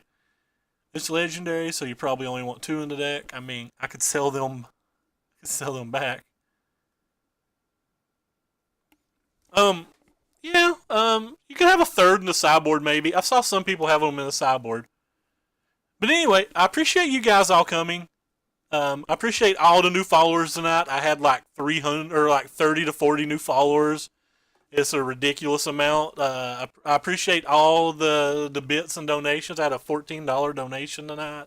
I had a resub tonight. I had 300 bits. Like today rocked, but it's currently 2:30 a.m. So I do have to pop out of here. This was the second league. They'll be posted on Modo tomorrow, or posted on YouTube tomorrow. But if you like what you saw, please give us a follow here and look at the links below and follow both the Twitter to see every time we go live, every deck list we play, and just the random thoughts on cards and stuff. And there's also a link to my YouTube down below where every stream gets posted. And if you're watching from the YouTube, keep in mind that in the description below the video there is always a link to both the Twitch, the Twitter, and the deck list we're playing for the certain event. But I appreciate everybody stopping by. And we're going to see who we're going to host tonight. We're going to host our buddy Total MTG, I think. It's Total MTG, he's playing Modern, or it's Chris, who's playing a Sweet Standard deck. I think we'll give it to the Standard player, even though I like Total's my bud, but I got to give it to the Standard player.